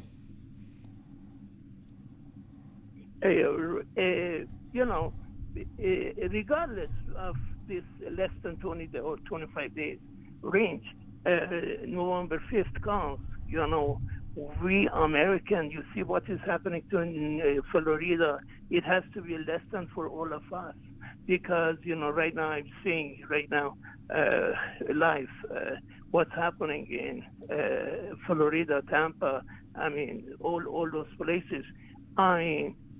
One day you have a house, tomorrow you don't have nothing. Right. And that's the big shock and awe for the Americans right now, today. On top of it, we have tornadoes, we have massive rain. We must, at one point, it's okay, accept our differences, accept our, maybe I like apple, maybe you like orange, but it doesn't mean that I have to be not nice to you, or vice versa. Americans has to learn this. Otherwise, this country will be very, very bad. I'm trying to be always net neutrality, but sometimes I lose my net neutrality. But still, it doesn't matter whether I accept your what you're saying, that for example, Donald Trump, if not to be elected, etc. But regardless, we have to have unity in diversity. If we don't have it, then we are all going to eat each other up, and then what will happen? More of these catastrophes are coming. Earthquake in California right now. Major earthquake in California is pending to happening.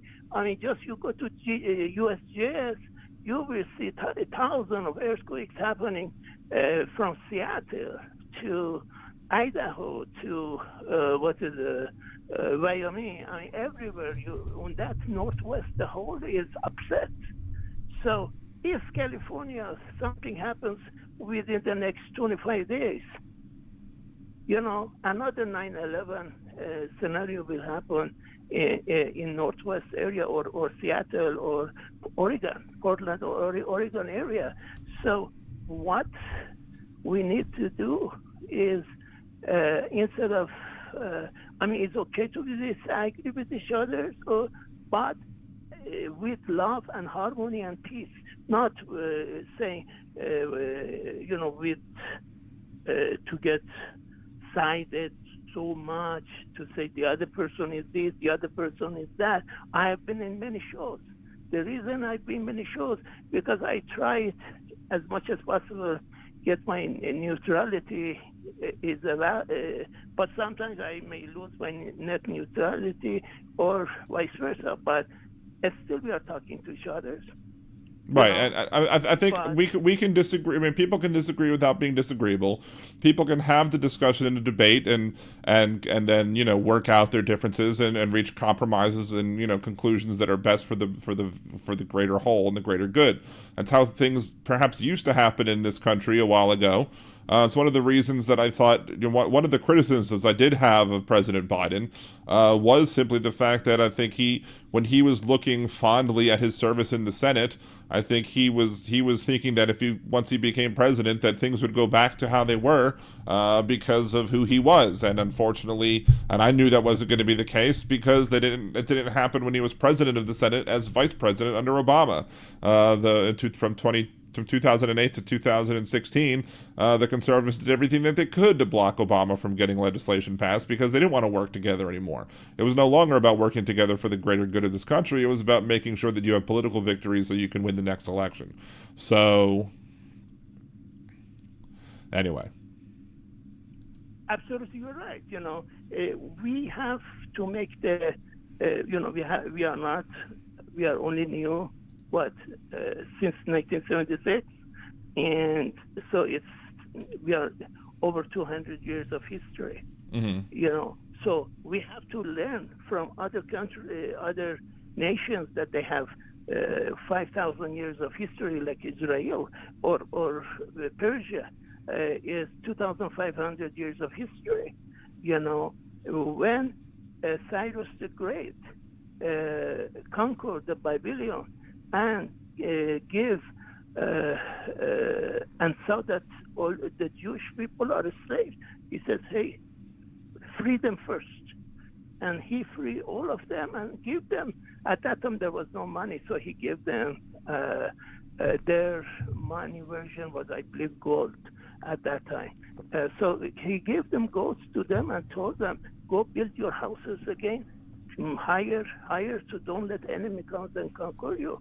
And what happened, then the Jewish people, I guess, came to Persia because since they were happy that they're not in enslavement, then one of his commanders kept saying at one point, let's kill all the Jews. Mm-hmm. And finally, kind of, Cyrus the Great, he freed them. How he can go and kill them? And then, guess what happened? Esther was the queen of Iran. Esther married to the Cyrus the Great. And so she came with a secret to Cyrus the Great and said, I am Jewish. I am your wife. I am your beloved. And then she changed the decision of Cyrus the Great that, for example, to kill all the Jews in his area of Concord. And so, and just to interrupt for everybody, that's the story of Purim, so the Jewish holiday of Purim. So, right. So this is what happened, So Persia is play a lot of Persia name came in the Bible 220 times, right? At least. And so what is going to happen right now, as I see the news, is about 4 hours ago, finally Bibi Netanyahu was able to talk to Joe Biden with Kamala Harris and few other commander in charge of the operations for United States present, and so it seems the response to Ayatollahs are going to be imminent, but the problem is right now having is little bit disunity between Israel and United States, because Israel wants to go after at least 3 different locations. One is all the military installations of the Ayatollahs, which would be great to me, and Iranian praise it. And second is for the oil refineries and oil producing, in Khark Island near Persian Gulf. So they cannot sell any kind of oil. So if they cannot sell any kind of oil to China, very cheap, this less than half price mostly. And then what happens? This government will not have money. If they don't have money, they cannot finance the terrorists, Hamas, terrorists, Hezbollah, and Houthis. So automatically within the country, people don't have the money. So people will be rise up and destroy this bloody regime. And they have to go also after head of octopus. That's another thing that they want to do. They know exactly where he is at all the time. So Israel doesn't have a problem. They can put a couple of buster bunkers in that location, and he will die. And if it happens, it's the greatest victory for everybody from United States to NATO and for Iranian people. And so, woman, life, freedom. This is a slogan that Iranians use worldwide within Iran. I mean, people don't want to go to the hijab anymore because Islamic Republic force the people in Iran to go sleep with the hijab. How is that possible? It's your home. You it's crazy. Be anywhere, free. But no, you have to go to bed with hijab or chador. That's not right. Well, any form of religious extremism to me is bad. I mean, if you have any form of religious extremism, be it Christian extremism, there are Jewish extremists that are bad. And Muslim extremists, Islamic extremists. All anything taken to the extreme is bad. So, first of all, Pam, it's okay. You can switch over to the Lake Galagos debate. I appreciate you for being here for a little bit. Thank you so much. I did want to go ahead and say just. Please, Michael, I do want to move on to the next subject, but make your last point, and then of course, as always, I thank you for calling and coming in. Just make your last point, and then we'll move on to the next thing. Do you have any questions from me? No questions for you right now. I think you've eloquently said what you wanted to say, and I appreciate your calls as always, and I hope you hope to hear back from you again. I might not be on next week. It really depends on what happens this weekend, or what happens tonight in Florida, because I may be going out of town, I may not be going out of town. So right. Whatever happens, but our heart and minds and body goes with the people of the Florida and other states that are on the path of the this bloody category 5 or 4-ish, and which is destroying a lot of things. Yeah. And basically, we see war zone. I mean, the way they show things is like a war zone. So it's we wish Floridian and other states be minimum damage to them, minimum casualties, and minimum to them.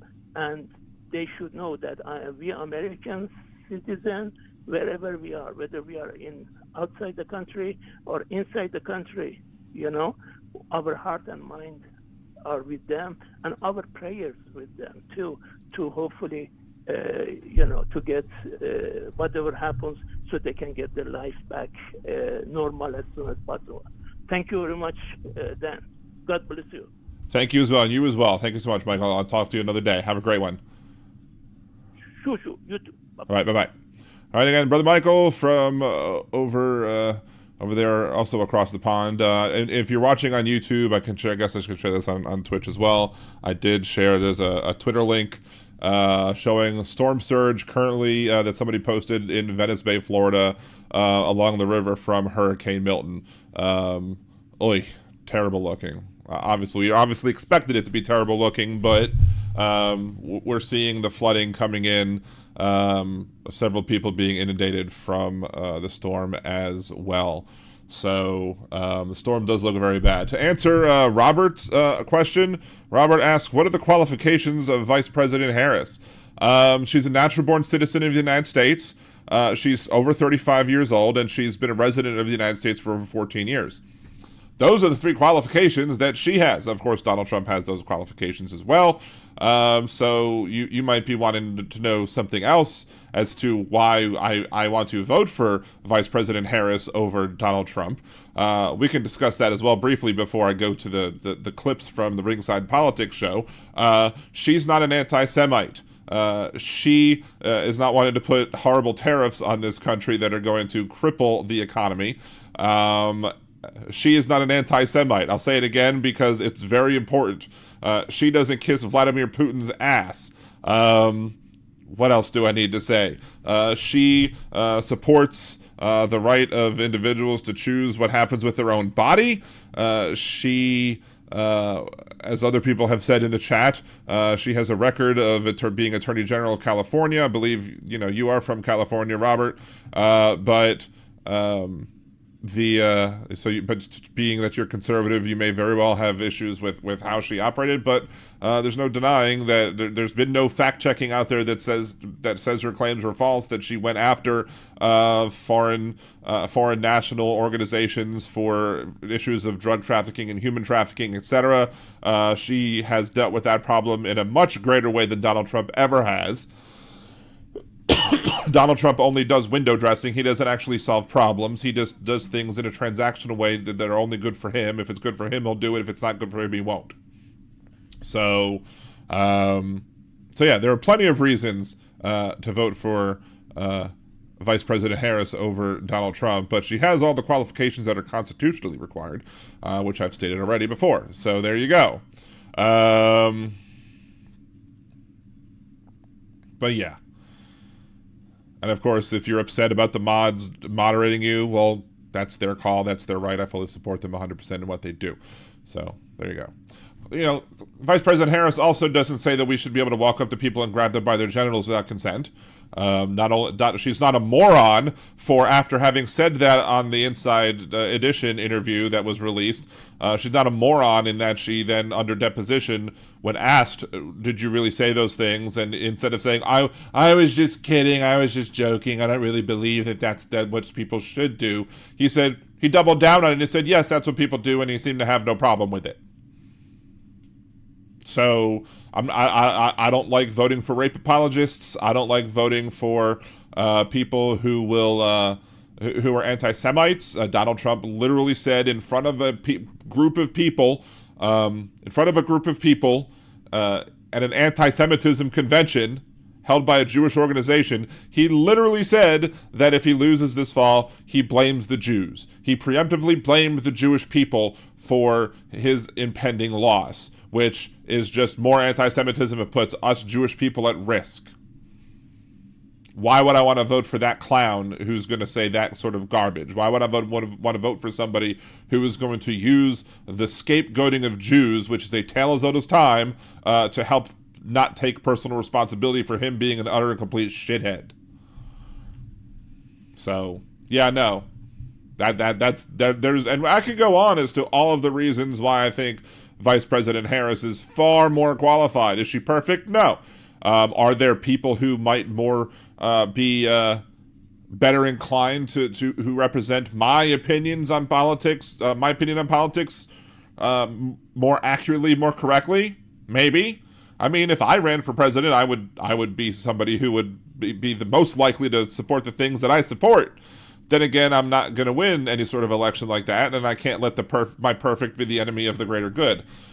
So there's that. Anyway, let's go ahead and let's switch gears for a second.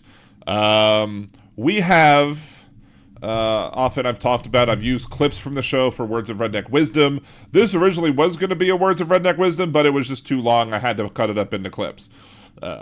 So normally when we hear conservatives and conservative politicians, specifically conservative pundits, talking about the issue of immigration, it's typically only about what they'll label as illegal immigration, right?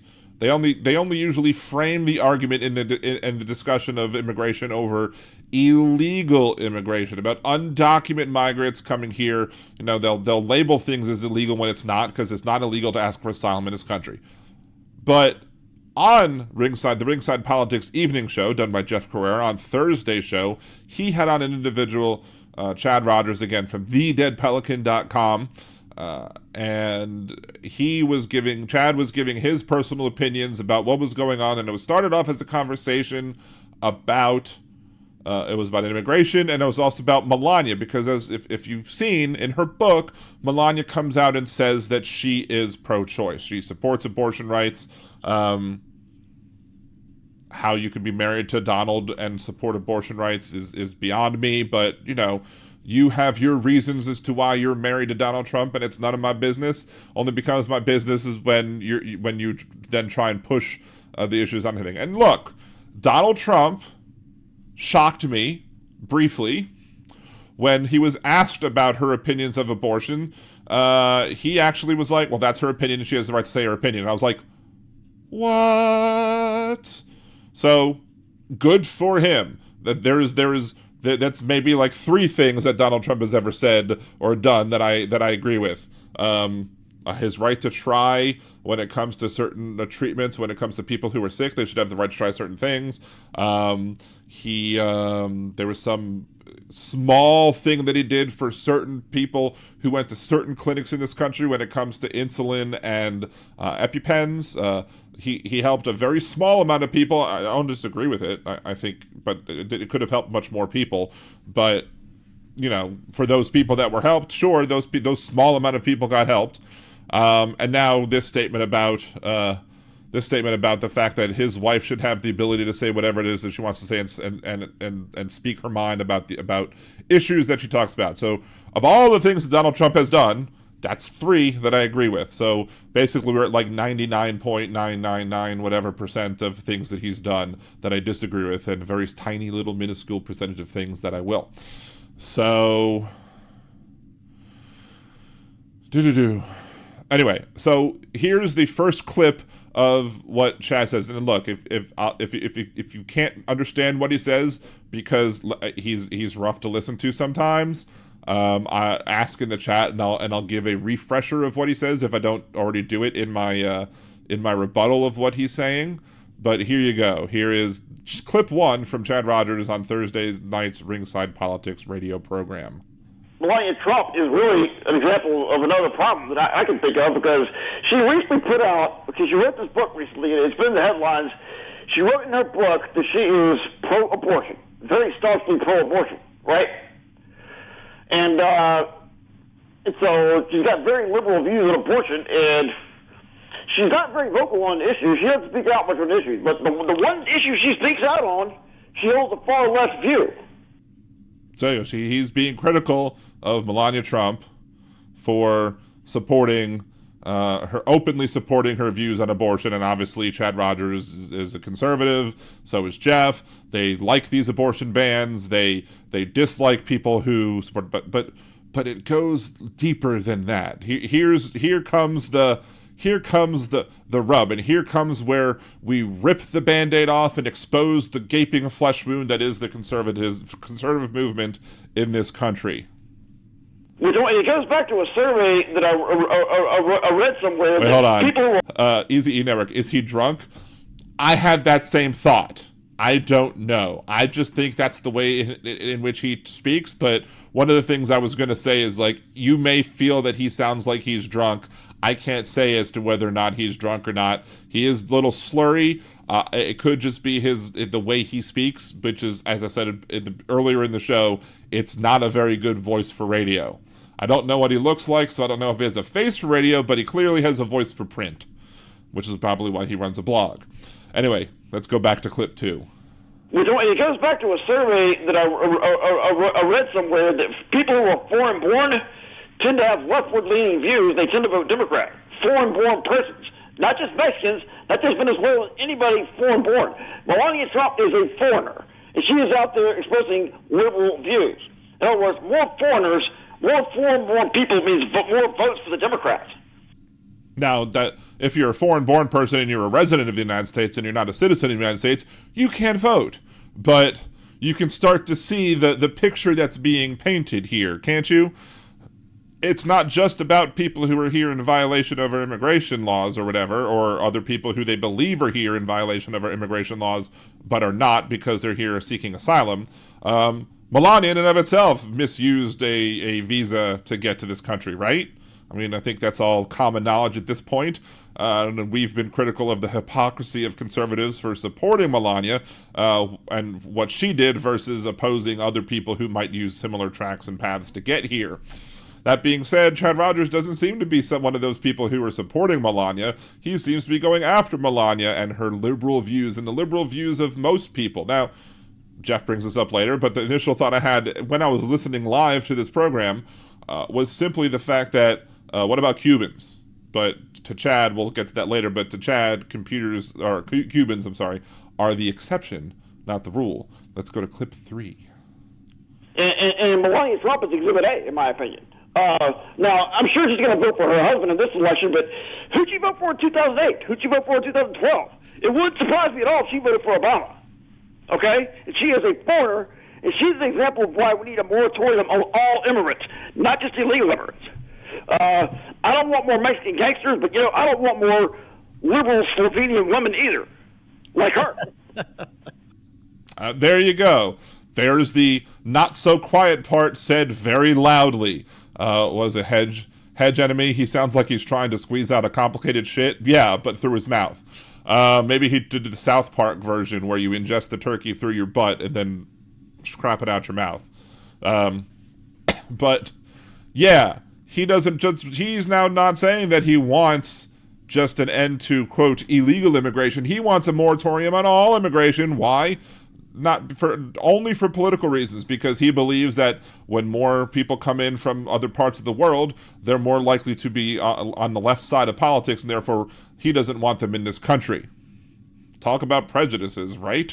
But yeah, they're saying the not so quiet part much louder than normal on this show. And she is a foreigner. She is a foreigner, and foreigners have left-leaning views. Okay. And now, that's a generalization. I know a lot of Cubans that are really very, very conservative. So, I mean, I know 61% of the Cubans in Florida supposedly are for Trump. So, I'm sure you've got a lot of folks that are from other countries that have lived under communism that come here and become great Americans, great conservatives. So, I think maybe generalizing, you're right. But I know that there's certain groups of immigrants that are here that are strongly conservative. Well, Cubans are kind of the exception because they're fleeing Fidel Castro's Cuba. Castro was communist, far left. So, yeah, of course, they're going to be more conservative. So, yeah, he understands that Cubans are the exception to his rule. There are a lot of Latino folks who are not from Cuba, though, who have in the past supported Donald Trump against their best interests because Donald Trump is going to look at people and conservative politicians want to be able to look at people and say, oh, you're a Latino, you're a Latina, you're Latinx. We're going to stop you and ask for your papers, for example, like all those papers, please laws that we're trying. Yeah, George, you might have just won me over, Gen X, George. If we don't allow immigrants into the country, we get no more Elon Musks either, which, that might be a selling point that maybe he could use. But we still have the current Elon Musk that we have. unfortunately. See, Latinos are moving towards conservative in part because of Catholicism, but there's a lot of Catholics who are liberal. A lot of Catholics on the left because there are either lapsed Catholics or B, they understand the urge of people who are Protestant evangelicals who hate Catholics, and so usually Protestant evangelicals tend to be the conservatives. So therefore, if those people hate you, you're going to side with the people who will defend you, i.e., the left. Shockingly enough, strange bedfellows, right? So let's go to clip 5, shall we? I will give her this. She's beautiful. She's smart as a whip. She knows like 7 languages. And to me, she's incredibly stylish. She's, former model. And I think she's a classy lady. I mean, I think she's got a lot of class. I don't agree with her on abortion. But I think she's got some very positive attributes that are very positive for us as a first lady. Well, see, there you go. There you have it. She's hot. That's Jeff's defense. She's hot. And he agrees. Chad agrees. She's hot. So not only are they bigoted against people who are coming into this country, they're also anti-Semitic. Not anti-Semitic. Well, they are anti-Semitic because they're supporting Trump, but they're also sexist. Sorry, I was looking at something else on my screen when I read that. But yeah, so you're probably like, what is Dan talking about? Is Dan drunk too? No, Dan was just looking at something different as he was saying a word, but, wanting to say a different word. So yeah, I'm missing a clip. Oh well. Let's go to clip 7. And let's face it, she was treated like trash when she was first lady by the media. She didn't get any magazine covers, and they gave magazine covers like crazy to Dr. Jill and Michelle Obama. She didn't get magazine covers. Beauty pageant. I'm gonna tell you, Melania Trump's gonna win that one hands down. Yeah. Well, she's hot, but you know what? So is hell. So. Okay. All right. So there again, more sexism, more, she's hotter, so she should have been on more magazine covers than Jill or Michelle Obama or Hillary Clinton. What? I mean, that's just revealing the sexism or exposing more of the sexism. Like, we're gonna defend Melania because she's hot. Now, granted, she did get news coverage when she wore the "I don't care" whatever was on the back of the jacket and stated that she didn't care, right? She did get coverage for that, rightly so. But I'm sure they considered that to be negative treatment of Melania. I mean, we all know that Melania was Donald Trump's second choice, but he was not allowed to marry his own daughter. So there you go. Yeah, and it's impressive that if Melania speaks 7 languages, that's really impressive. But they give that lip service while giving more time to talk about her hotness and the fact that she's a foreigner. And if you heard Chad Rogers talking, how many times did he mention foreigner? And I didn't give the entire clip because he would have said she's a foreigner, she's a foreigner, she's a foreigner about 17 million more times. And I don't know what was up with the last 2 clips either, but if you heard that heavy breathing, that was just kind of weird too. I mean, he's like completely heavy breathing. I mean, maybe use your nostrils every once in a while instead of using your right. I mean, it sounded like he was sitting there doing something with a hand, so to speak. Anyway, let's go to clips. The final clip that I have of this ridiculousness. But you have a point about all that. I'm not. I just use it to illustrate a larger point about foreign-born persons and how what I'm saying is more immigrants are changing. Immigrants are changing our electorate, not just illegals, legal and not just illegal immigrants, but legal immigrants are also changing the shape of our electorate. Okay. No, I think you're right. It's been too much for too long, and we need a moratorium, and then we need to deport the people that are here illegally. They got to go. Yeah. And that's one of the things that Trump is saying that he'll do. Now, his wife might not like that. Probably doesn't like that, but he's. I don't think he's going to back away from that. And there you go. There you have it again.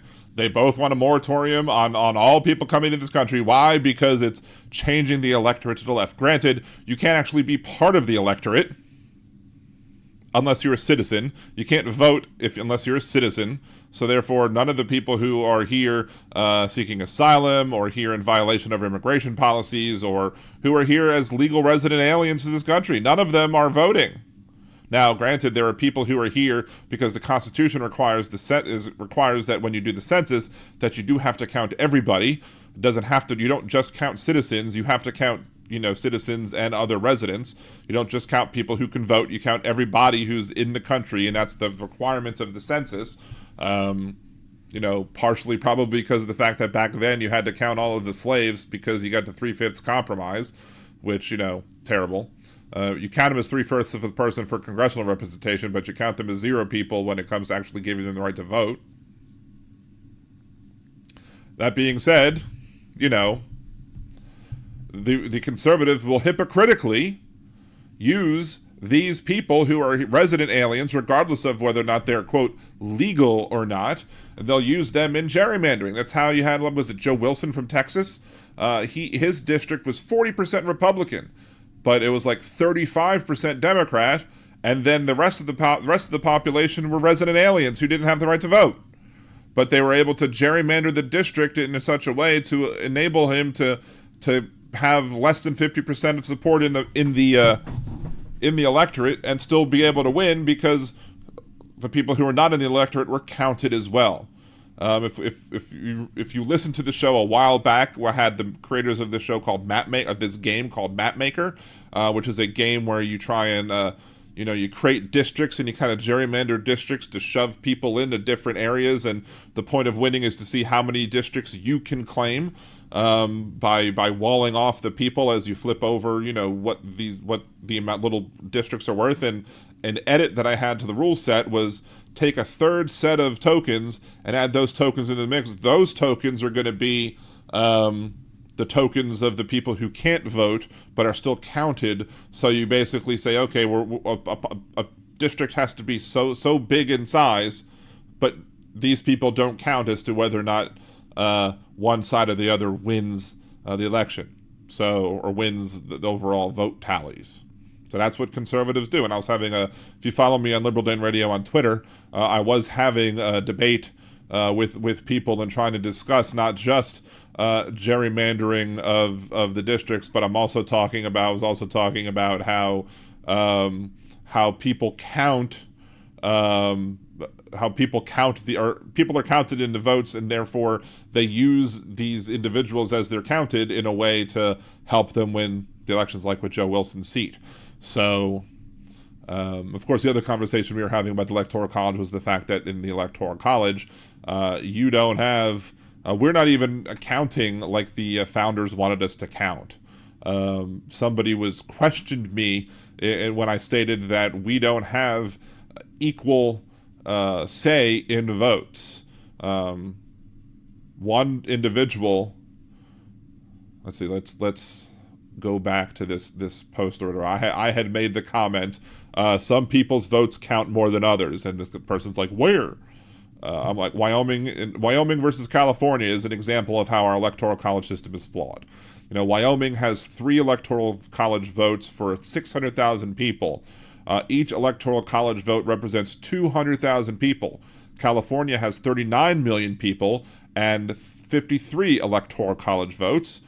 Each electoral college vote in California represents 736,000 people. So in Wyoming, 200,000 people have the same say as 736,000 Californians, which means that the voting power of a person from Wyoming.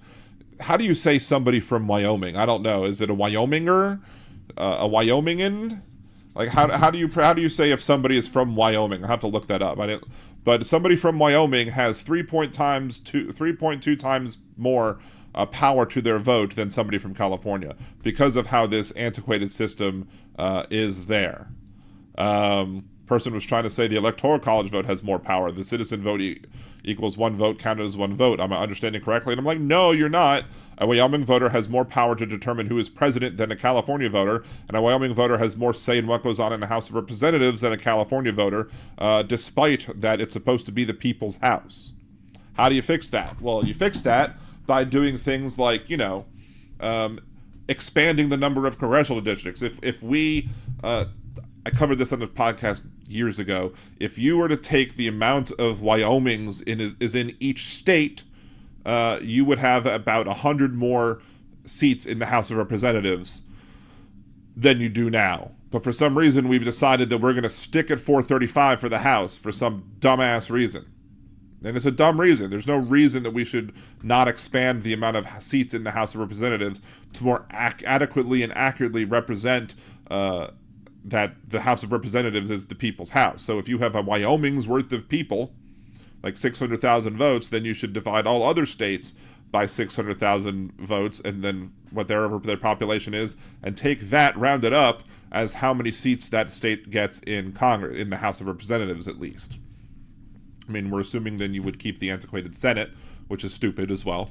But that's a whole nother. But if you were wanted to, have the states have a more accurate representation in the House, you would do it that way. Or maybe you would even expand it more. Don't have Wyoming have 1 seat. Have Wyoming have 6 seats. So 1 vote for every 100,000 voters. Make it every congressional seat should represent 100,000 people. If you make every seat representative of 100,000 people, then sure, you're going to have a whole bunch of people who represent states like Texas and California, and the smaller states will have a smaller say in the House, but the House of Representatives is supposed to be representative of the people as a whole. So that way, you would not only, solve the issue of, states having an inadequate number of inadequate representation and not having the same power in the House of Representatives, because the fewer people are represented by a congressional district, the more likely you are to accurately represent the overall will of the people in and of itself. Also, what you could also do is we could get rid of congressional districts altogether. This is my pie in the sky dream. You get rid of congressional districts, you vote for slates of candidates. So let's say in Louisiana, we currently have 6 congressional seats in Louisiana. Instead of trying to draw lines to try and draw people into certain districts, you could say, okay, we're going to have the Democratic Party slate, and we're going to have the Republican Party slate, and maybe the Tea Party or MAGA movement decides we don't want to be on the Republican slate, we want to be on their own slate. Maybe the independent conservatives might want to have their own slate as well. And then you people go vote for the slate that they support, and maybe while they're voting for the slate, they also vote for who's going to be on the slate of people that you would vote. And then you say, okay, well, if a third of the state is really Democratic, if a third of the state is, are Democrats in and of themselves, then guess what? They'll have enough votes to get 2 seats in Congress. There you go. And maybe you'll have a conservative Democrat slate where we don't want to run as on the Democrat slate. We're going to run as blue dog Democrats, and we're going to have our own slate. And maybe that might be enough to gain 1 congressional seat as well. So maybe the Democrats would get 3 seats from Louisiana, because it's not that far-fetched, because that's how John Bel Edwards won. John Bel Edwards won by convincing the conservative blue dog types to vote for him because he was conservative enough for them. But in other circumstances, those conservative blue dogs are going to vote for the Republican because they don't like whatever reason. They're probably racist and don't want to vote for somebody who's going to represent a black area or whatever. And some people might say, well, congressional districts are supposed to represent regions. Okay, so if you want to have a slate of candidates that are representative of a particular region, you might say, okay, well, this is the slate for New Orleans Democrats. And so New Orleans Democrats put people on their slate, and they say, okay, well, if you want to vote for New Orleans Democrats, then vote for this slate of candidates versus the other regular Democrat slate.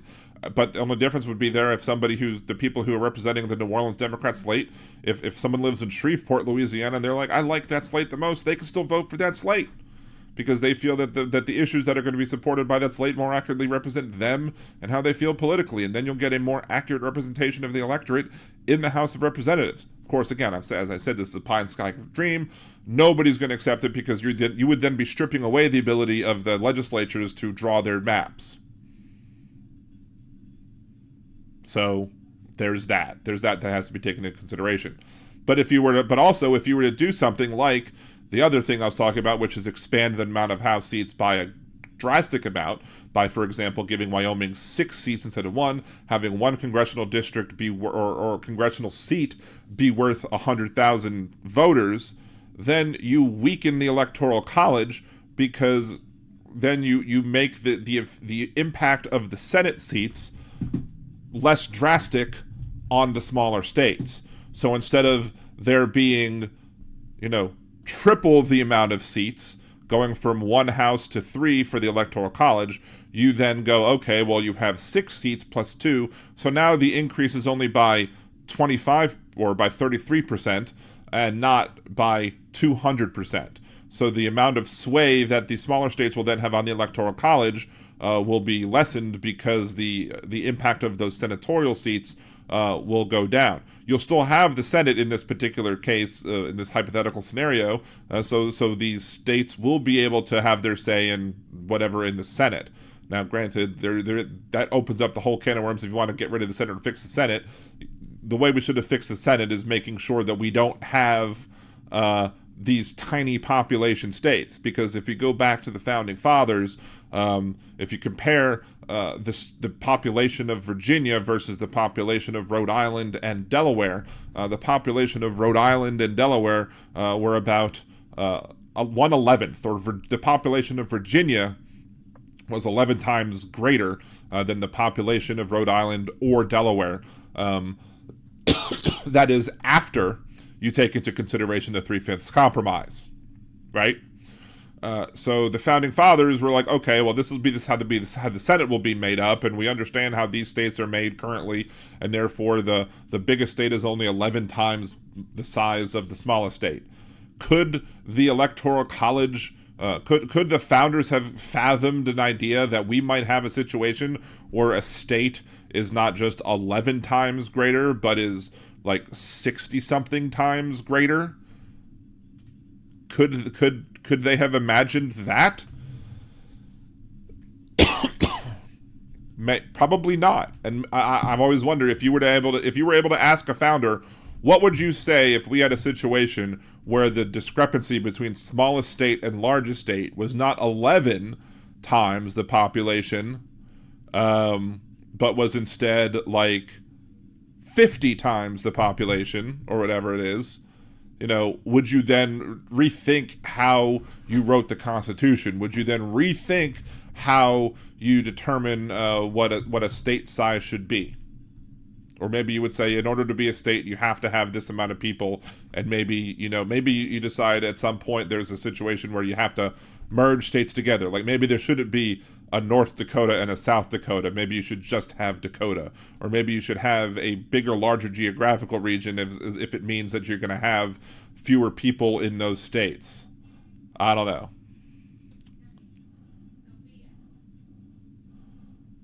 Let's see. Most of this country was unknown to the founders, Chris. That's a good point. Let's scroll back to because I'm sure a lot of stuff has been said as I've been ranting, which, Nick Rich, I hope you appreciate the rant, because that was my rant of the night, or one of my rants.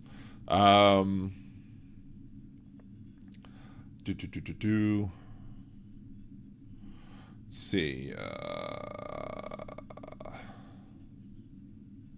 Wait, Easy E Network says Michelle is very smart, probably way smarter than Michelle. Oh, probably way smarter than Melania. Okay, I see your typo. Say hi. Ever notice how Republicans sound loud and coked up and pissed off all of the time? Yeah, that is true. Anger, fear. They're scared people, and as Yoda said, fear leads to hate. Hate leads to anger, and anger leads to suffering. Or fear leads to anger. Anger leads to hate, and hate leads to suffering. Lots of important things we should have learned from Star Wars. Of course, these are the people who think Star Trek is now woke when it always has been woke. Star Trek was woke before woke was even a thing. Star Trek has always been about space communism and acceptance and whatever. Now, we can have conversations as to certain scenes as to whether or not they're really progressive thinking or not. I have my issues about that. Sure, was it a big thing that there was an interracial kiss on Star Trek? Yes, that was a big thing. Was it a good overall thing? I don't know. The fact that Captain Kirk would make out with Romulans and Klingons and aliens and had no problem making out with people with green skin and other skin colors, but let it be a black woman who is an attractive black woman in Uhura, and let her the only way that he would kiss her would be under alien mind control. that's not making the statement that you might think you might want it to make. However, I do understand that it's still a big deal for the time to be able to show the interracial kiss. But still, that being said, Star Trek has always been a woke thing. I mean, you had it handled issues of racism, not just with the interracial kiss, but with the people whose the one side of their face was white and one side of their face was black, and then they hated the people whose other side of their face was white and other side of their face was black. It dealt with that. It dealt with many. It has dealt with issues like that for a very long time. So, Genex Shores, 100, Dan. Thank you so much. Let's go down. Mr. Rayson, I'm not the one that started judging the First Lady on looks. That was the caller there. I don't start arguments, but I finish them. It wasn't necessarily the caller that started judging the First Lady on looks, but it was the guest, I guess, of the show, of Jeff's show that was starting to talk. Well, actually, it was actually Jeff. I think Jeff is the one that brought up the fact that she was attractive. That somehow her attractiveness is somehow relevant to the conversation, which it wasn't, and it shouldn't have been, which is one of the reasons I made sure to include it in there, simply because of the fact that, this is how conservatives think. If you're not attractive, you're not valuable to a conservative. So, Dean Baker, Wyomingites, apparently. Let's see. What do you get when you kiss a guy? Someone from Wyoming. See if Wyomingites is the correct answer. It is. Official term for someone from Wyoming is Wyomingite. Other terms for Wyoming include Wyomingan and Wyoming. Wyoming's nicknames include Equality State, Cowboy State, and Big Wyoming. Wyoming became a state in 1890, one of our mistakes, and is home to the Yellowstone National Park, which includes Old Faithful Geyser. The odds of meeting a Wyomingite are small. Wyoming is the least populated state in the country. If you move there, you'll be one of a rare breed. According to ADT Security. What? That's a weird thing for ADT to have on there. But yes, apparently Wyomingite is the correct way to refer to somebody from Wyoming. It is, let's see. I spelt that wrong. Spelt that wrong as well. Fat fingers. Third time's a charms. Why can't I spell correctly?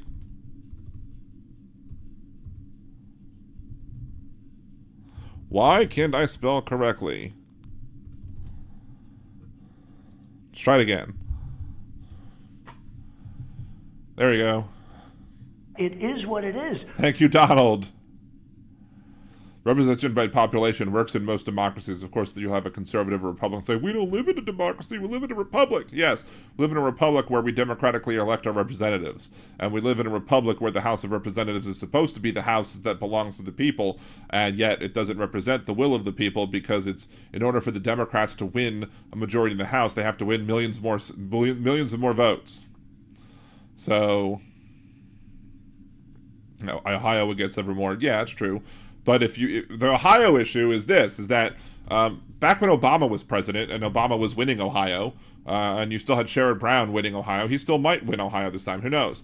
But you had a situation where Ohio was a swing state, and Ohio had at the time had 16 votes in the House, 18 overall electoral college votes. But they had 16 representatives in the House. Now it's 15 because of redistricting or whatever, or reapportionment. But problem is that while it had 16 overall votes, there was only 4 seats that were representing Democrats, and now that they reduced one, it's now only 3 seats that are representing Democrats because of how they gerrymandered the vote. They made it so that the Republicans had unequal say in the House from Ohio, something that would be fixed if you were to get rid of districts altogether and revert to slates of candidates. California has a similar population of Canada and has tripled the GDP. Yeah, California would be its own country and amazing, and would do amazing in and of itself. But Whisper Mason, I do not want 3,500 representatives. Well, I mean, there is, I guess, a drawback of that, but what is the other fix? What is the other fix to fix the issue of inaccurate representation in the House when this is supposed to be the people's house? When we have situations where These small, tiny population states have, much more say than even the founders intended them to have. The say is to have. I'm not even representing what the Constitution would say as the minimum. Constitution apportionment.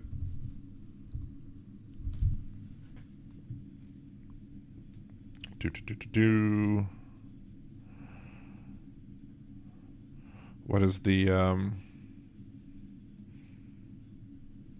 Constitution, House of Representatives, population requirements.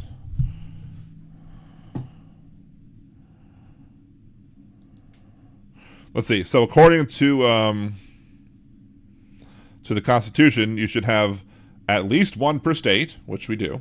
The Constitution also limits the number of representatives to no more than one for every 30,000 people. So I'm only suggesting that we do one for every 100,000 people. So I'm still well within the requirements of the Constitution. Now,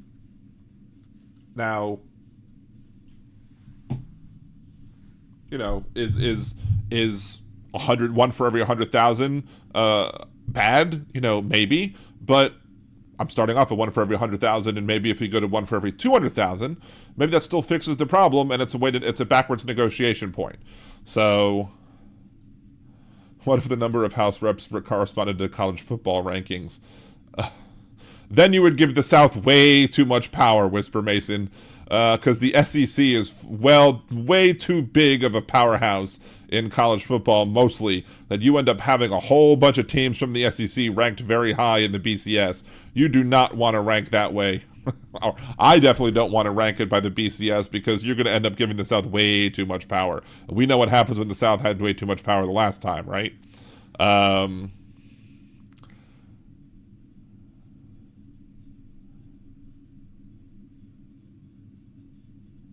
Star Wars makes a bad case for libertarianism, but I agree. Star Trek is socialism. Star Wars is more libertarian. Sure.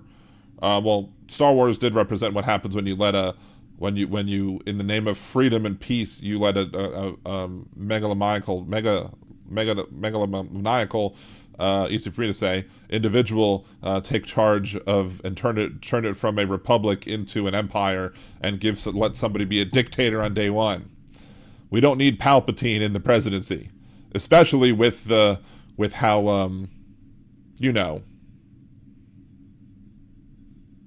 Donald Trump has been given too much power by the Supreme Court. So, impeccable living, yuck. Why are other bottoms messaging you on Grindr? Well, maybe they're hoping to flip you, right? I mean, right? Oh my. Thank you, George.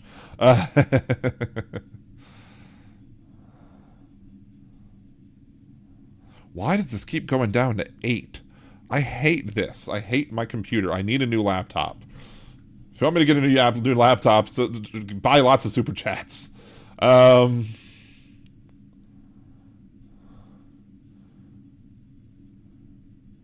Whisper Mason, people in Wyoming are referred to as Weimaraners. Is that a dog? See, Impeccable Living, can I take an impossible guess and recommend a song I think you might like? I think you've seen me around long enough to know this won't be a bad thing, a genuine thought. I want to know the song. I mean, Impeccable Living wants to know the song, but now I want to know the song too. What? If you say how deep is your love, I'm going to crack up. People being rounded up for deportation sounds awfully brown shirters, but they don't want anyone drawing Hitler comparisons. Yes, but it's spelled German for the dog breed. Oh, okay. Rounding up people, as in rounding up to the closest 100, i.e., math rounding, not rounding up people. So, Spock said the Melkosians, or advanced as humans, are over the amoeba. And this is how democracy dies, with thunderous applause. Yep, pretty much. And then we'll see that as well if Donald Trump gets elected as well. I'm sure there will be a lot of people applauding. So, Thank you, Jolie, for sharing the links. Again, Liberal Dan Radio, Talk from Life. That's right. Mondays, Wednesdays, 8 p.m. Central here on YouTube, liberaldanradio.com or twitch.tv/liberaldanradio. Many ways to support the show beyond financially. Make sure to comment, like, share other videos. Those are free. If you have Amazon Prime, it doesn't cost you a dime to support the any of the streams, either the Liberal Dan Radio on Twitch or nerdydan.com on Twitch. You can support either channel with your Amazon Prime account. Again, you just have to hook the two up together. I can show you how to do that if you need to, if you have problems with it. So, Aaron, welcome back. Welcome back. 11:03. We did miss the 8:20 and 9:20 token on the 20s, right? So, wait, Steve. Let's see. French Disco by Stereolab. I think you would like it. It's in English, but it's an Anglo-French-British band. All right. Easy E Network is like, how deep is your love? You're asking the question as to you don't know what song that is by the Bee Gees, or are you just asking in generally how deep my love is? Cause we're living in a world of fools. Sorry. I thought the Melkozian state to fight into OK Corral. We're getting into super nerdy territory, and I'm digging it. I know the Bee Gees. Okay, good. Jeez, you know the Bee Gees. God. Whose legs are still too short? What? When did you introduce Franklin to the skateboard? Oh, okay. That's what I was... I was wondering that. Anywho. Anyway, so... earlier I was talking about, if we have time, I'd go into the concept of my terrible dream that I had last night or this morning or whatever. It was terrible. Like, oh my God. Like, in the dream, we were at someplace, and all of a sudden a whole bunch of people showed up with a whole bunch of, like, automatic weapons or whatever. All different types of automatic weapons. And we were there at this place. It was me and my wife and my kids. And I basically told my kids, you need to get the hell away now. Run. I'll call you to catch up with you and figure out where everybody is, but you need to run away. So the kids ran away from wherever we were at. My wife was in some place doing something with, I think, her college or whatever, and then somehow I managed to get free of the situation before while the bad stuff was going on, and I was calling like 911 on in the dream, and I was like trying to get the 911 dispatcher to do something, and the 911 dispatcher was being awfully terrible and was like being horrible to me and wouldn't take my information, wouldn't pass on the information to anybody. It was to the point where in the dream I actually had a conversation with an officer before the end of the dream, and the officer was basically confirming the fact that he heard the conversation between me and the 911 dispatcher and everything was bad. And then all of a sudden the police had actually done something, had went into the situation where all the people with the guns were, and a lot of people were being let out. And I asked this person where Cassie was, my wife, and did she make it? And of course the person said no, and of course I screamed out no in a horribly terrible whatever. So my wife died in my dream, and that's right before I woke up. So yeah, I had a terrible dream last night, and it was so realistic, and it lasts. Usually I don't have dreams that last that long or that are that vivid unless I have taken a lot of vitamin C, and I had not taken a lot of vitamin C the night before, and it was just a miserable dream. Of course, I told my wife about the dream, and she's like, "You killed me off in your dream." And I'm like, it wasn't me in your dream that did it. It was the bad people in my dream that did it. It's just my terrible brain gave me a horrible dream, and I never wish that type of dream on anybody, because it was miserable. So it was an absolutely terrible dream, and I woke up and I was very upset. Like I was shaken. Like it's been very rare that I've had dreams where I wake up and the dream is still affecting me after. It still affected me for a little bit after waking up. Like I had to kind of realize, oh, that was a dream. This is real life. Don't let real life be affected by dreams. The only other time I think it happened, one time I was having a dream where I was yelling at my mother. in this dream. And I was in college at this point. Like I was maybe like it was probably my junior year. So I was either like 20 or 21 at this time. And I'm sitting there, I'm having this dream. I'm just yelling at my mom over something. Like, I don't know what it was that I was yelling at her, but I was yelling at her. And then all of a sudden the phone rings in real life. I wake up, I answer the phone, and it's my mom. And I'm sitting there like, can you give me a couple of seconds, please? I'm just waking up. And I had to be like, that was just a dream. I'm not really mad at my mother at this point. I'm not really mad at my mom. This is just a dream. Let's cool off for a second so I'm not yelling at my mom because of something that happened in a dream. So, yeah. See, Whisper Ray said, my dreams are usually not bad. The nightmares start when I wake up and last all day long. That happens too. So, Jolie, my dreams are almost always scary. That's terrible. I mean, I do remember some dreams. Other times I know that I have dreams. And I don't remember why. Nick Rich, lucid dreaming is awesome, especially when you can fly. I mean, that is enjoyable. If I can make the lucid dream, like, work in my favor or be pleasurable, then sure, lucid dreaming is great. But when you're having terrible lucid dreams, that's the problem. I once had 2 times I actually used my dreams to my benefit. I think I've talked about this on the show before, but we're talking about dreams, so why not bring it up again for those who might not have heard. 2 different times, once in college, once at one of my former jobs, I was having a problem figuring out how to get code to work, and it wouldn't work properly. So I decided I went to bed, and I went to bed thinking about the problem, and at night, I dreamt the solution, both times.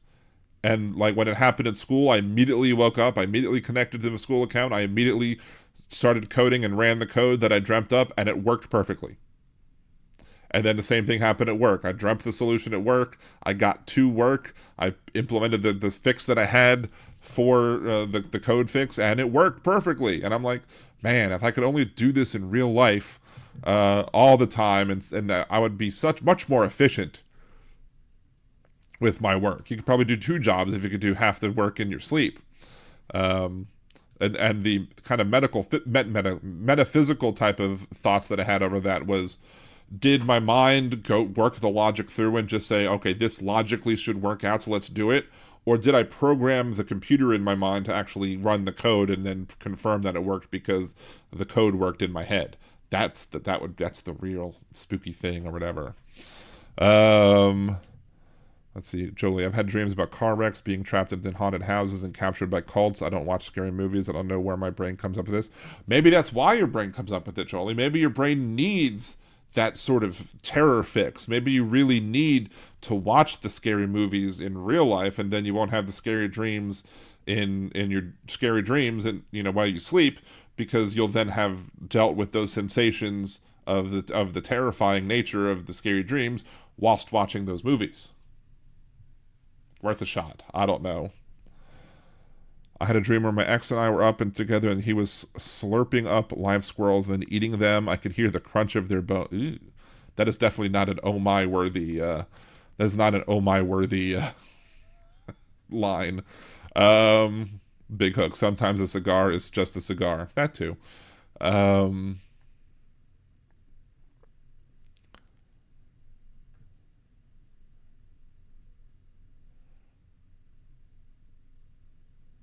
10 print, Liberal Dan Radio, 20, go to 10. Infinite loop. We're now in an infinite loop. Thank you, Whisper Mason. That's actually always been the dread of the bane of my existence, is forgetting to increment my loop variable, thus sticking me in an infinite loop and having the code do the same thing over and over and over again. And then you finally realize, oh, why is this code not working? Oh, because we're stuck in an infinite loop because I, again, forgot to increment the loop variable. So Jolie, I had a dream about owning a haunted chair. It kept catching on fire, and I keep putting it out. Why didn't I just get rid of the chair? Because it was a dream, and you don't act sanely in your dreams sometimes, I guess. I mean, although I think I did act the best I could in my horrible dream from yesterday, but, it happens. That's why Mrs. Olsted said you always use go sub instead. Nice. That's what Impeccable Living hopes that his former Grinder dates will use as well. Go sub. Oh my. There you go. Josh, my nightmares usually involve running late or being unprepared for a gig. Of course, I've also had the dream where, I'm back at school, I'm in my underwear, or I'm having to work at my old jobs or whatever. See, Chris, I was having a dream that if I got the code right, the baby would stop crying. I couldn't get the code right because the baby was crying. Ooh, that's a dilemma. Anyway, what is it? It's 10:13. So, let's see. I dreamt I was in a spaceship with some friends. I still recall it vividly. Nice. Speaking of spaceships, I've actually been toying around with the idea of getting back to writing my sci-fi book. And I was just looking at it the other day. I don't know if I'll start it until next month, because I probably want to put more time and effort that I have to create more videos that are election related. But once the election is over with, regardless of the results, I'll probably get back to continuing to write the book. And actually use ChatGPT to create a new an image for the cover of the book, which is kind of cool. It's weird. It's interesting to see like how you interact with it and how you're kind of programming it with your words, and you're teaching it to learn. But like the weirdest thing was, every once in a while, like I would say, make the ship wider on the cover, and all of a sudden they would make the ship wider, but then they'd flip the image on its side. I'm like, no, I don't want the image. I basically kept on having to tell the ChatGPT program, I was like, stop rotating the image. And then the image, they would be like, oh, I'm sorry, it seems like I rotated your image inappropriately. Here's the image non-rotated. Then it had other changes, and I would have to say like, okay, make this person look this way. And the funniest thing that I was dealing with is every single time I tried to have the one of the woman characters of my book be put on the front, it just keeps wanting to make this character have as little clothes on as possible. And while I don't shame people for wearing as little clothes as possible, I don't want that on the cover of my book, because while my book may have some adult themes in it, it's not supposed to be that kind of book. So, anyway. Dan, is there a good AI out there for interpreting email contents? I don't know. I'm not as familiar with AI. It's not really my wheelhouse. I've just started playing around with AI, so we'll see. Big hook. Flying dreams are fun till you fall out of bed. When I was a kid, I don't know if I was having a dream about me flying or not, but I did have but I was laying in bed. I was at my apartment on where it's like the first apartment that we lived in after my parents split. And like I rolled over off the bed. Now, I don't know what happened, or it, like, to me it seemed like it took longer than it should have, but I rolled off of the bed, and then I'm sitting there and I look up, and seems like forever between me rolling off the bed and then me realizing that, oh, I'm not on my bed anymore, and then slamming down to the ground. So it seemed like I was floating and levitating there for a second, until I realized that I was actually floating and levitating, and then I went smash right down to the ground. Now, was that really the case?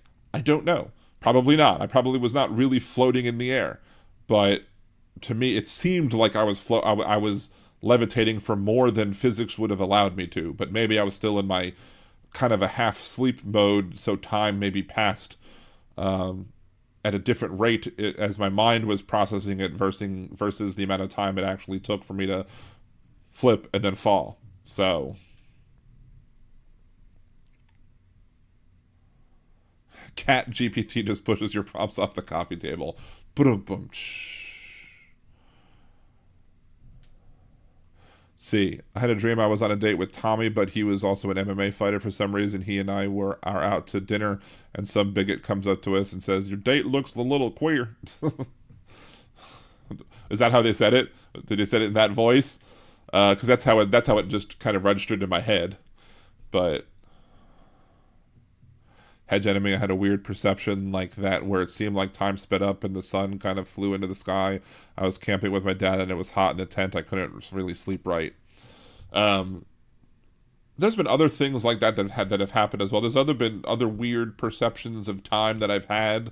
Like one of the reasons I've said I think I'm a little bit psychic is because there's only been 2 times I've ever tried this, but both times it worked. I woke up, my head was facing away from my alarm clock, so I didn't know what time it was. But I started, for some reason, I started counting backwards from 10. So at 10, 9, 8, 7, 6, 5, 4. And then once I hit 0, my alarm went off. And I was like, whoa. And then there was another time where I was having a dream that I was watching the local newscasters on WJZ in Baltimore. I remember the station vividly. And the newscasters were telling us when the bomb was going to fall, when the nuclear bomb was going to fall. And that was a big thing that I had when I was much younger, was I always had these nightmares that we were going to have nuclear war. And so I was always afraid of that. So they count backwards from 10 to 0. And as soon as they get to 0, lightning hit the tree in front of my house and made a big boom. And it scared the living bejeezers out of me. But again, it's just like, why did my body know to count backwards from 10 to 0? Now, in my dream, I know dreams are supposed to take place at a much faster rate than, like you might have a full hour, multi-hour dream in the span of like 5 minutes or something like that. Like it might just go by that quickly. So maybe my brain heard the boom, put me through that quick dream, counted backwards from 10 to 0, and then interpreted the boom as that. So maybe it just took a very quick second for me to process, but in my dream state it might have seemed longer. I don't know. Wait, Impeccable Living, oh dear, it doesn't look like the main part of my dream didn't post. Oh no. That's terrible. We missed a whole bunch of good stuff, probably.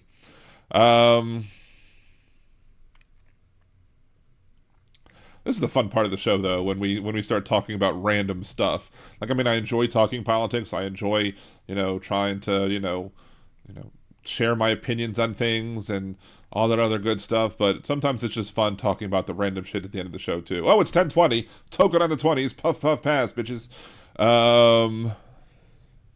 See, Dean Baker, wow, I had a fever as a kid and thought San Francisco was nuked. And I went to my mom in bed and said, Mom, get up. We have to go. Wow.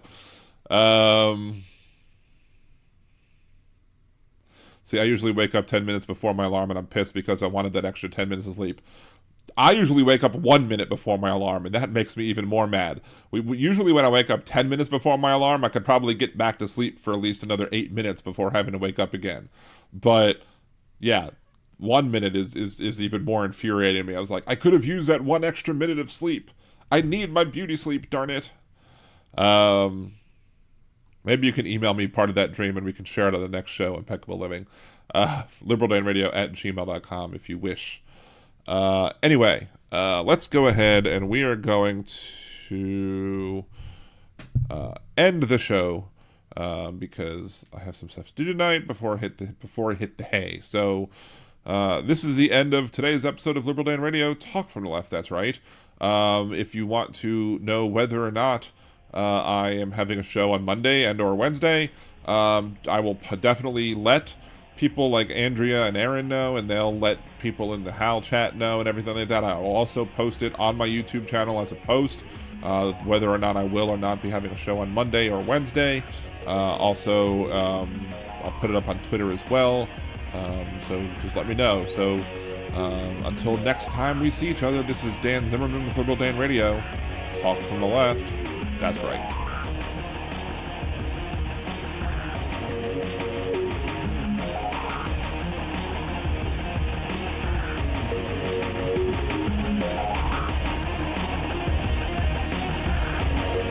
And to all the Twitch people, as always, we end the show abruptly at the end of this.